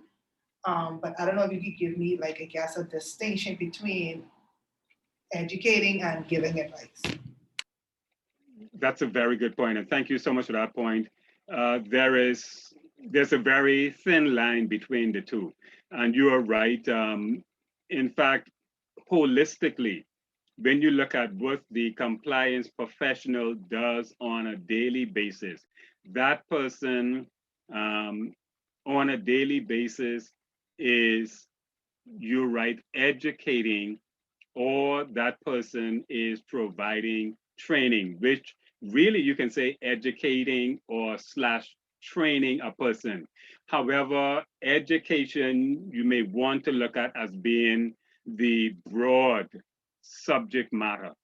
Education perhaps can be broken down into different areas. You're right when you say that a person given advice is educating a person. You're right when a person is actually sitting in a training session, they are being educated. And so education can be viewed as the broad subject matter, and a part of or within that educational, across that education continuum is a person providing formal training in a training session, as opposed to a person who is called upon to provide advice on a particular subject matter. And let me give you an example which might help to clarify the aspect of advice. Let us say that you have somebody who is on the front line. That person is interacting with customers on a daily basis. That person is actually onboarding customers on a daily basis. That person may have a checklist. These are the things to look out for when you are engaging a prospective customer. But that person may be minded one day that, you know what, I have a concern which does not fall on this checklist, or I do not believe that this list that they gave me is an exhaustive list, or I have a concern, I have an uneasiness which is not addressed on this checklist. Let me obtain some advice from the compliance professional. Let me ask the person, what should I do in a case like this? And that will take us to the next point. You may find that there is, there are similarities between giving advice and providing guidance, which is the next point we will be talking about. But overall, the big subject matter is you're educating a person on a daily basis. I thank you for that point, and perhaps I can sum up a response to you that the the whole subject can be viewed as education. You are educating people, but you use different methods, you use different instruments, you use different venues and techniques to educate a person. Does that help? Yes, sir, thank you. Okay, and that takes us to the next point. When we are through talking about giving advice, then we come to the subject about providing guidance to the to colleagues. When you're called upon to provide guidance to your colleagues, you are then actually almost as it were holding that person's hand and taking them on the journey of knowing what to do and how to do it. Guidance, you are actually providing the wherewithal to your colleagues, to the board, to other staff members. You're guiding them on how to meet regulatory obligations. You're guiding them on the policies and procedures. You're guiding them on how it is that we can ensure that we are compliant with our obligations, be they regulatory, operational, be they institutional, whatever the obligations are, the compliance professional needs to be able to provide advice in those cases where the person comes to him or the person provides guidance. Advice, this is my view drawn from my expertise. Guidance, I am actually holding your hand with a reference point as to this is what we ought to be doing. We ought to be following a particular trail. And so you would find that guidance is also very, very important to the institution. It is very important for colleagues to be guided on a daily basis. Are there any other questions or concerns?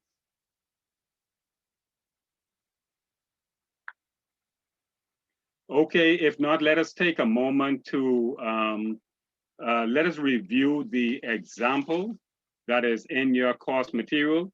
There is an example in your course material about a fund management company. It says, I don't know if you want to take a moment, I will give you a moment to turn to the example. The example is found on page 177 that speaks to a fund management company.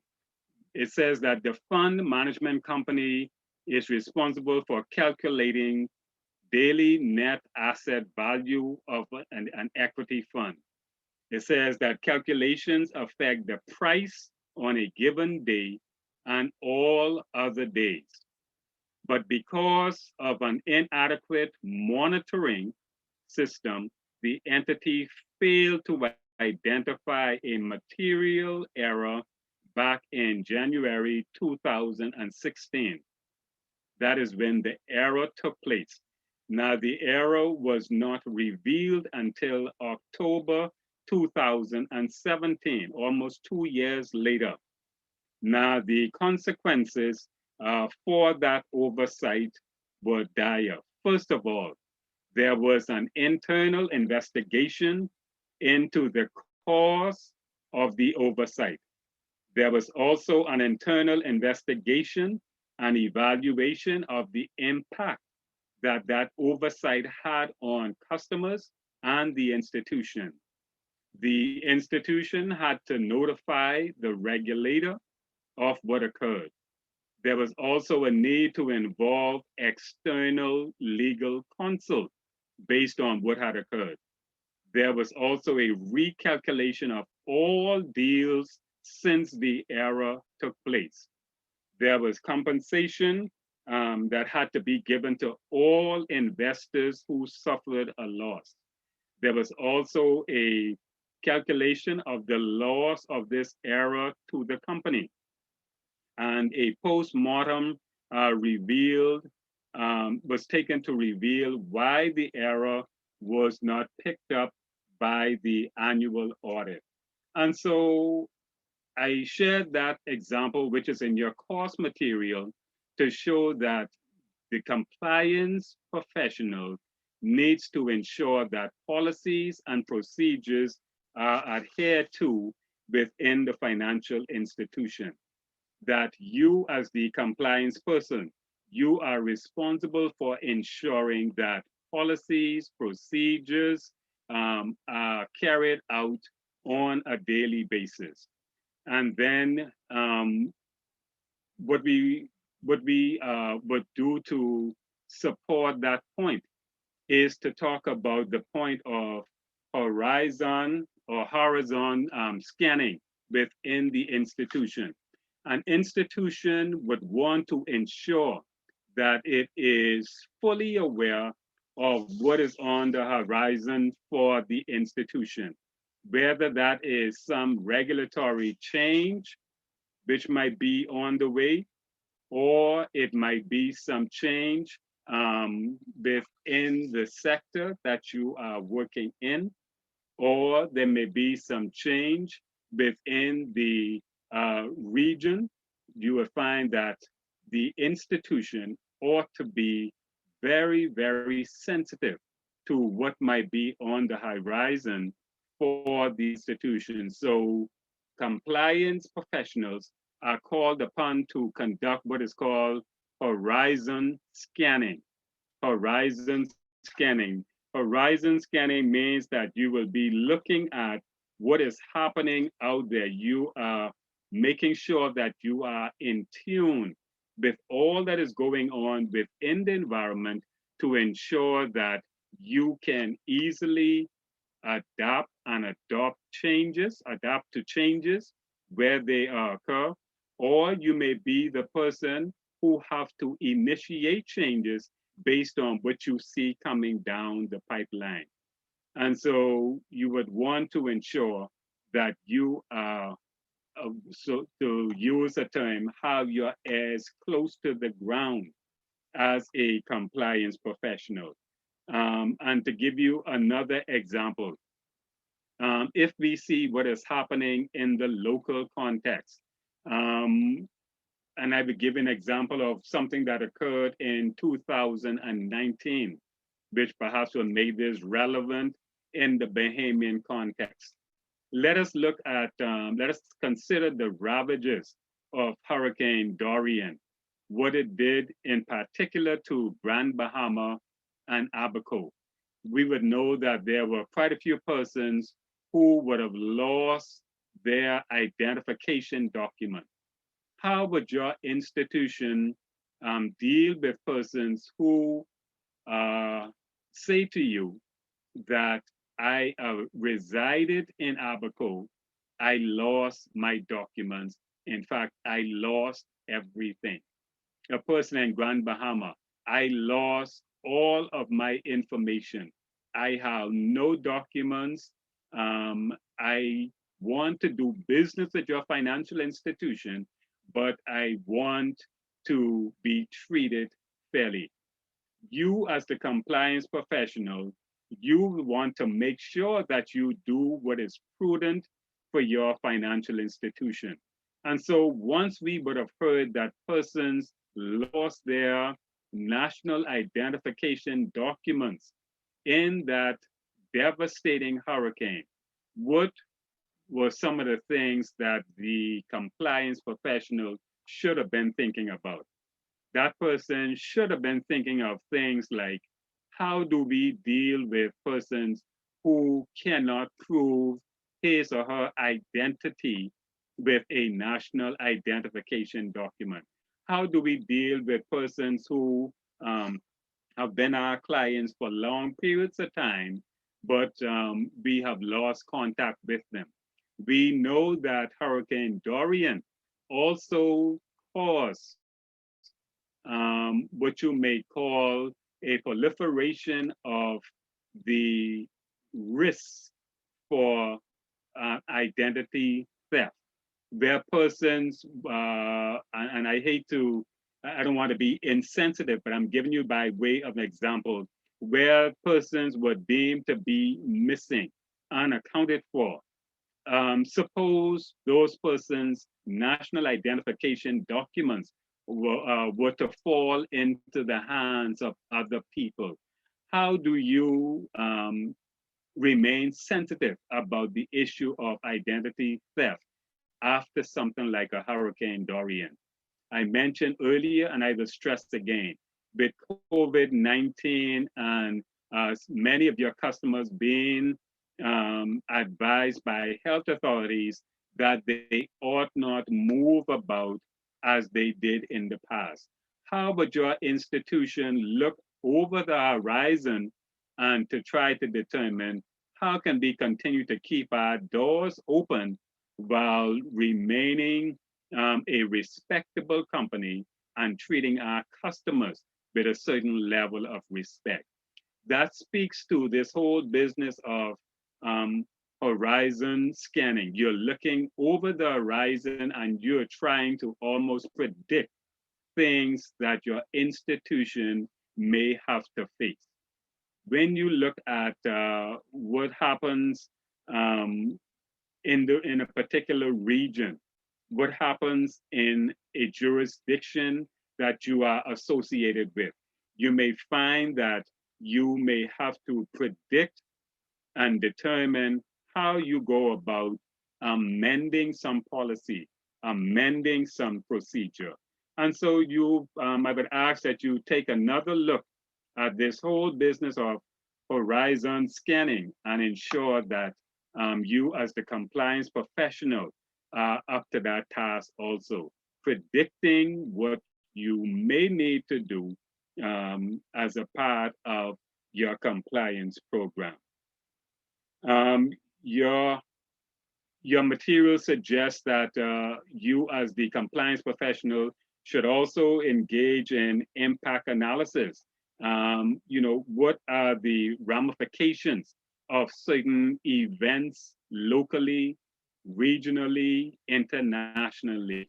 Let us look at the impact of certain occurrences on our institution and ensure that we put measures in place to mitigate any risks which may come our way. And another point I want to mention about you as the compliance professional is that you are also deemed to be a consultant. You are also a person who provides consultancy, and this can be seen as something that is proactive rather than reactive. You are consulting relevant persons, relevant departments within your institution on how we can all together strengthen the compliance program within our institution. And so you as compliance professionals are also consultants within your respective institution. As consultants, you would want to anticipate any regulatory changes which may be in the pipeline. You may want to design a compliance regime for new products and services that your institution may be considering. And you may be minded to, in fact, you should see it as an obligation to confer with senior management when there is consideration about a new product line, a new service, or a whole new addition to your business clientele. Are there any questions or concerns about how you go about providing advice, guidance, and giving assurance to your institution that the compliance program is robust? Are there any questions or concerns?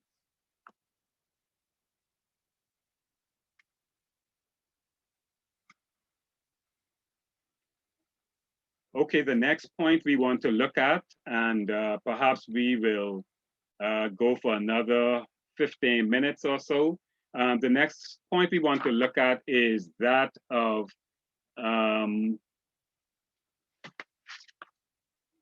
monitoring and reporting to give assurance. When you are in the compliance function, a critical part of your daily function is monitoring what's going on within the institution.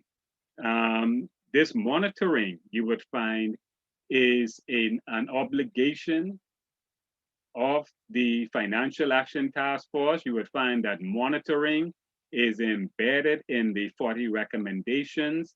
Hence, monitoring should be a part of what the compliance professional does on a regular basis. You would find that monitoring also would help in the ongoing assessment of risk. How else can you, as the compliance professional, keep in tune with the risks associated with certain products or services or customers if you aren't constantly monitoring what is going on with them? And so monitoring is critical to the financial institution. It also, monitoring also helps you determine the efficiency of the control system that you have in place. Every financial institution, every vibrant, every serious financial institution will have AML policies and procedures in place. However, to ensure that those policies and procedures remain effective, you will have to have a system of constant monitoring, testing the system, testing the client base, testing transactions. And that is whether you have a transactions reporting threshold that you check, or you just do so randomly.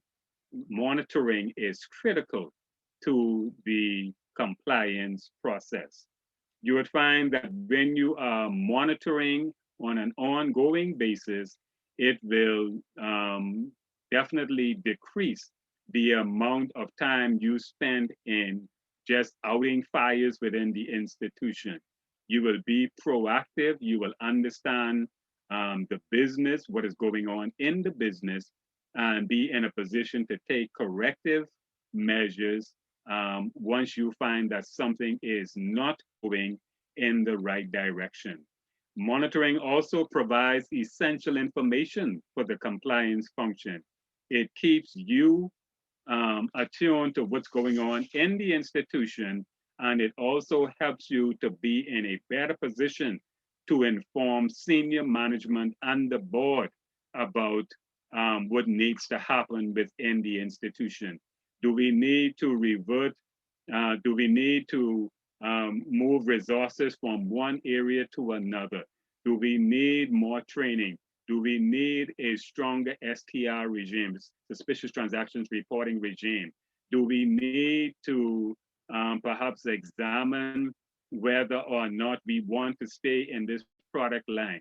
Do we want to take a look at some of the high-risk customers? Do we want to have a rethink on some of the high risk that's associated with some of our customers, products, and services? You are only able to do that when you have a good program of ongoing monitoring. And then there's something else that the compliance professional would want to keep very, very keen attention to, and that is the practice of self-assessment. Institutions will find that from time to time, you would not want to wait on an on-site inspection or an on-site examination. You would want to use the same tool that your regulators would use and test yourself, test the institution, see whether or not you are, quote unquote, meeting the mark. Now, you would find that most local regulators would have some form of the on-site review accessible to the compliance person.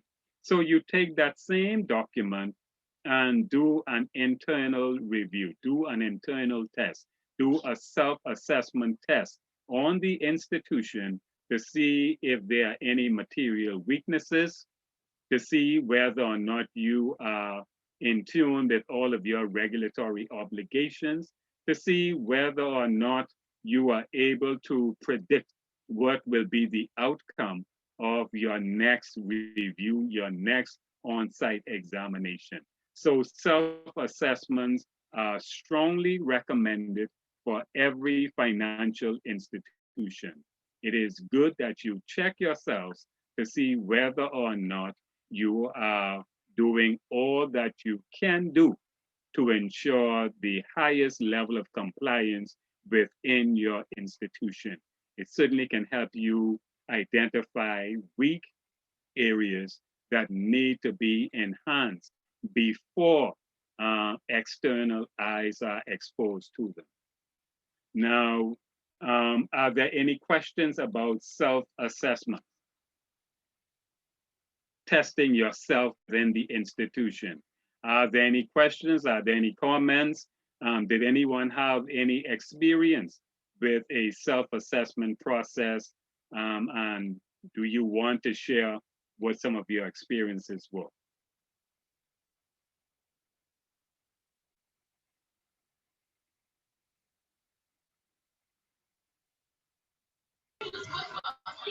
Good night. Is a self-assessment similar to audit?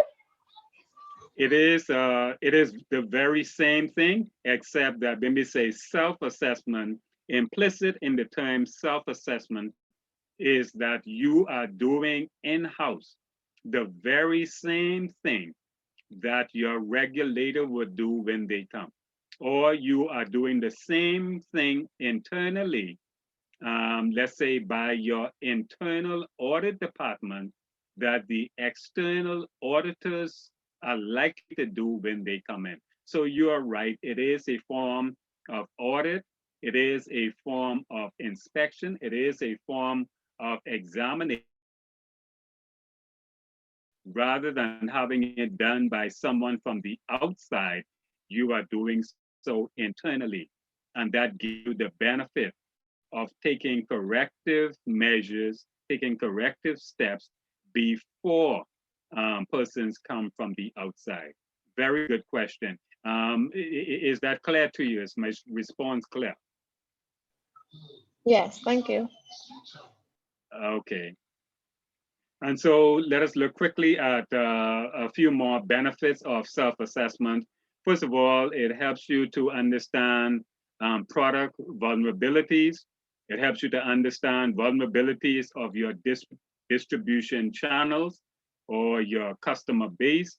It helps you to understand the kinds of risks that your customers are bringing to your institution. It helps you understand the legislation and regulation. It helps you to understand the relevant rules and guidance that your institutions ought to be having in play on a daily basis. And it helps you to understand whether or not your institution is in tune with best practices. And so you would find that self-assessments are very important for the financial institution. Very quickly, we will move to the next point of reporting requirements. You would find that within a financial institution, the compliance professional must be very, very comfortable with the task of reporting.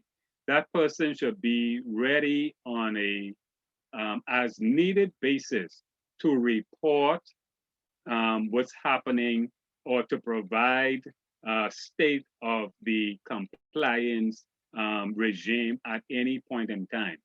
Now you would find that some reports are formal, some reports have a specific degree of regularity, either weekly, monthly, quarterly, or annual reports.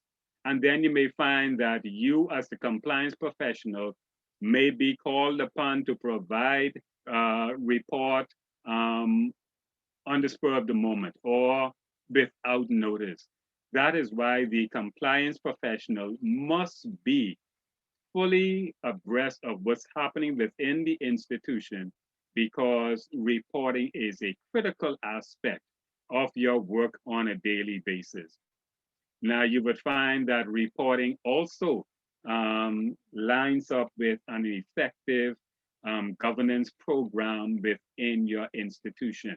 If you, let me give you the downside. If you, as the compliance professional, you are not able to report whether or not you are meeting regulatory obligation, you are not able to report on who is doing what within the institution when it comes to those regulatory obligations. If you're not able to report how the institution is managing risk, obviously you will not be as effective as somebody who has that information readily available. The compliance professional should be able to report on all that is happening in the compliance function. Are there any questions or concerns about the importance of reporting?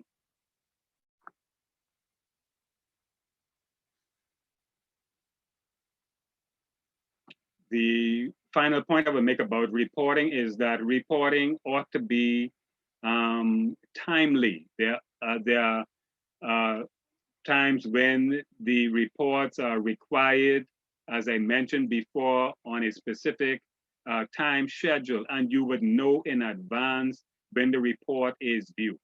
The compliance professional should make sure that reports are ready when due, and that they are comprehensive, that they are accurate, and that they tell the right story. Are there any questions or concerns on the entire subject of reporting? We are getting ready to move to another area before we close out. Are there any questions or concerns on any of the points made thus far?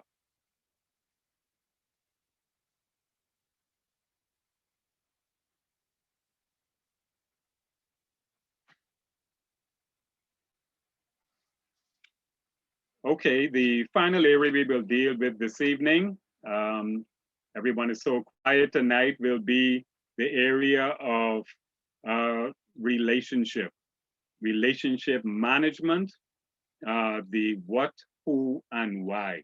Now, when it comes to relationship, it is very important for the compliance professional to ensure that relationships are managed effectively. In fact, one might say that this whole business of compliance is based on creating and managing relationship. Compliance is all about managing relationship. Now, we know that relationships can be broken into two different categories. We have internal relationships, which must be managed properly, and we have external relationships, which must also be managed properly. Now, when we talk about the internal relationships, we're talking basically about how compliance interacts with other business units within a financial institution. There are some areas in the institution which the compliance professional will want to ensure that the compliance function interacts with those areas on an ongoing basis. Those would be senior management. Yes, the compliance function must have a good relationship with senior management, and where there is a board of directors, the board of directors, the management of the relationship with management and board of directors is critical. Those persons ought to know what is happening, and you can only do that once you harness the right relationship with them. And so a very important internal relationship is that with senior management and directors. Others are operational line managers. We want to make sure that every manager within the institution is in tune with, on board with your compliance program. Internal auditors and controllers, whether it's financial controllers or otherwise, you want to make sure that auditors are in tune with what you are doing as compliance.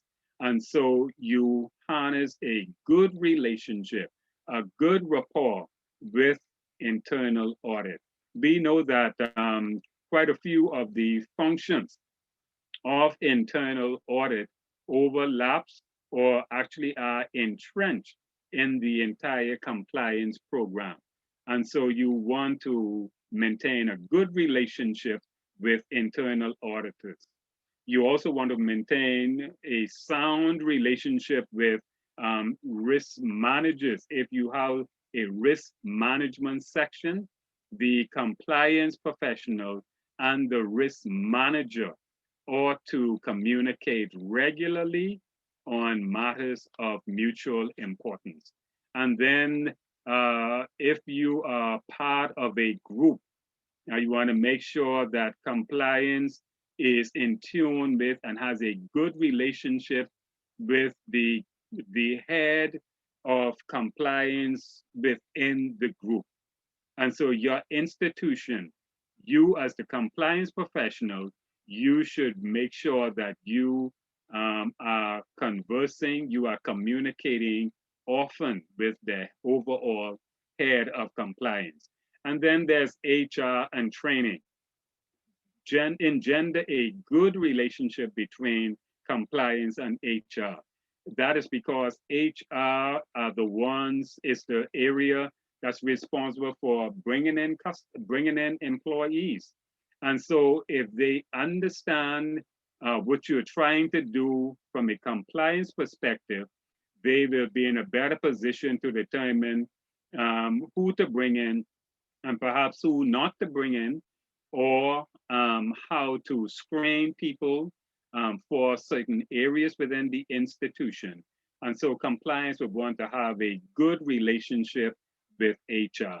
And by extension, if there is a separate department from compliance that trains staff, you would want to have a good relationship with the training department. If you have a specific project going on within your institution, you as compliance would want to make sure that you have a good rapport with the project manager. And then you generally want to make sure that compliance has a good working relationship with all staff within the institution. Remember, I said earlier, it is important for every staff member within the institution to understand the obligation, the regulatory obligation for the institution. And so relationship management is critical for the institution. Let us look at what happens when an institution has a good relationship with some external parties. First and foremost, regulators. Your institution would want to make sure that you have a good relationship with your regulator. Why is that so? You may recall the example we looked at earlier. If that institution, if that fund management company had a good relationship with the regulator, they may be in a better position to explain why there might have been an oversight or some misgiving if the regulator understood and constantly had a relationship with the compliance function. That regulator will be able to say that, yes, we know that that was an oversight because barring that, I know as a regulator that this institution has a robust compliance regime. And so when things happen, when the bottom drops out, so to speak, you would want to make sure that you know your regulator and your regulator is known to your institution. And then you want to make sure that you foster a good relationship with clients, to make sure that you understand your clients and they understand your position and your obligations when it comes to AML CFT. You would want to foster a good relationship with financial crimes unit, your financial intelligence unit. In fact, I would go so far as to say each one of you who might be in the compliance role today, it would be very instructive for you, if you have not already done so, to foster a relationship with the financial intelligence unit. It is very, very important. They can provide very useful information. They can provide good guidance. You may be able to perhaps bounce some ideas off persons. If you have the right relationship, you can find that it will be very, very important for your institution. You may also want to create a good relationship between compliance association in the local context. Perhaps BACO will be a very important one. Bahamas Institute of Financial Services will be another important one. It's also important for you as the compliance person to foster a good relationship with trade associations and or governing bodies. Based on the type of institution you are exposed to, you would want to be in tune with your governing body. For example, if you are in an accounting firm, you would want to be in tune with BICA. If you are in a law firm, you would want to be in tune with the Bar Association. If you are in a credit union, you want to be in tune with Cooperative Credit Union League. Make sure that you create and maintain good relationships inside and outside of your financial institution. Are there any concerns or questions about building relationships?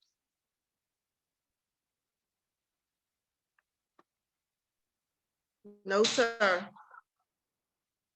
Okay, thank you very much.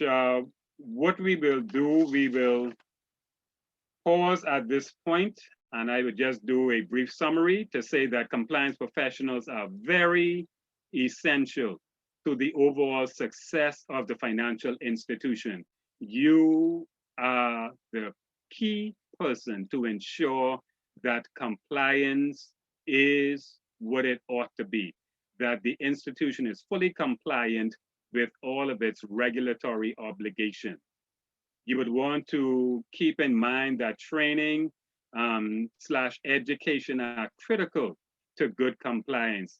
The system of ongoing and continuous learning is critical for the compliance function to be successful.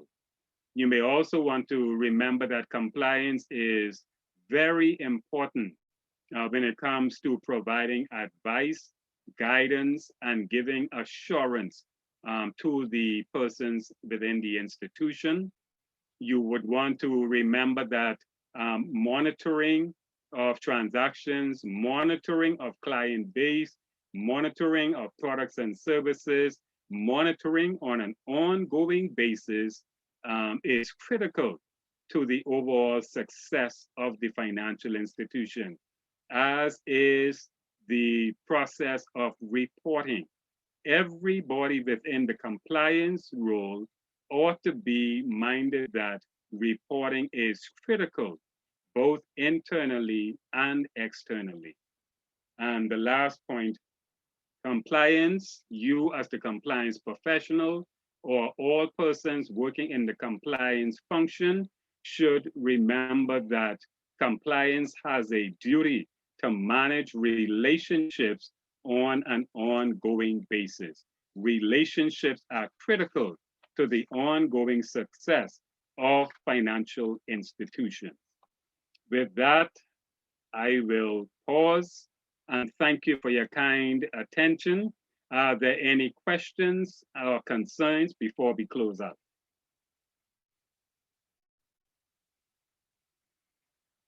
let me reiterate that the information shared with you tonight, which we refer to as nuggets, will be provided to you for the entire Unit 4 and Unit 5.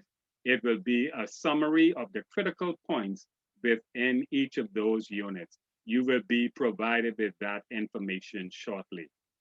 You would note on the screen that there is a telephone number. That's a number that you can access me either by way of a telephone call, or you can shoot me a WhatsApp if you have any questions. I know some persons are shy during a setting like this, and you may want to send a question to me afterwards. Feel free to do so. So finally, in addition to thanking you for your attention for the time span, let me say to you, I wish you all a good evening. Feel free to raise any question on this or any previous unit with me, and I will make every effort to respond to you as quickly as possible. Finally, are there any questions or concerns?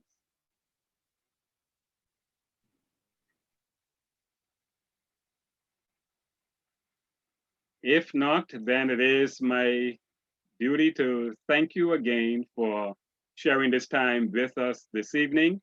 And we look forward to sharing with you again on next Wednesday. Let us make every effort to begin our session at 6 p.m. on next Wednesday. All the best to you. Stay safe. Have a good evening.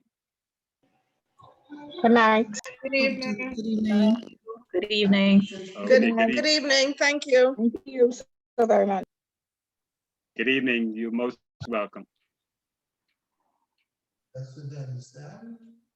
Mhm.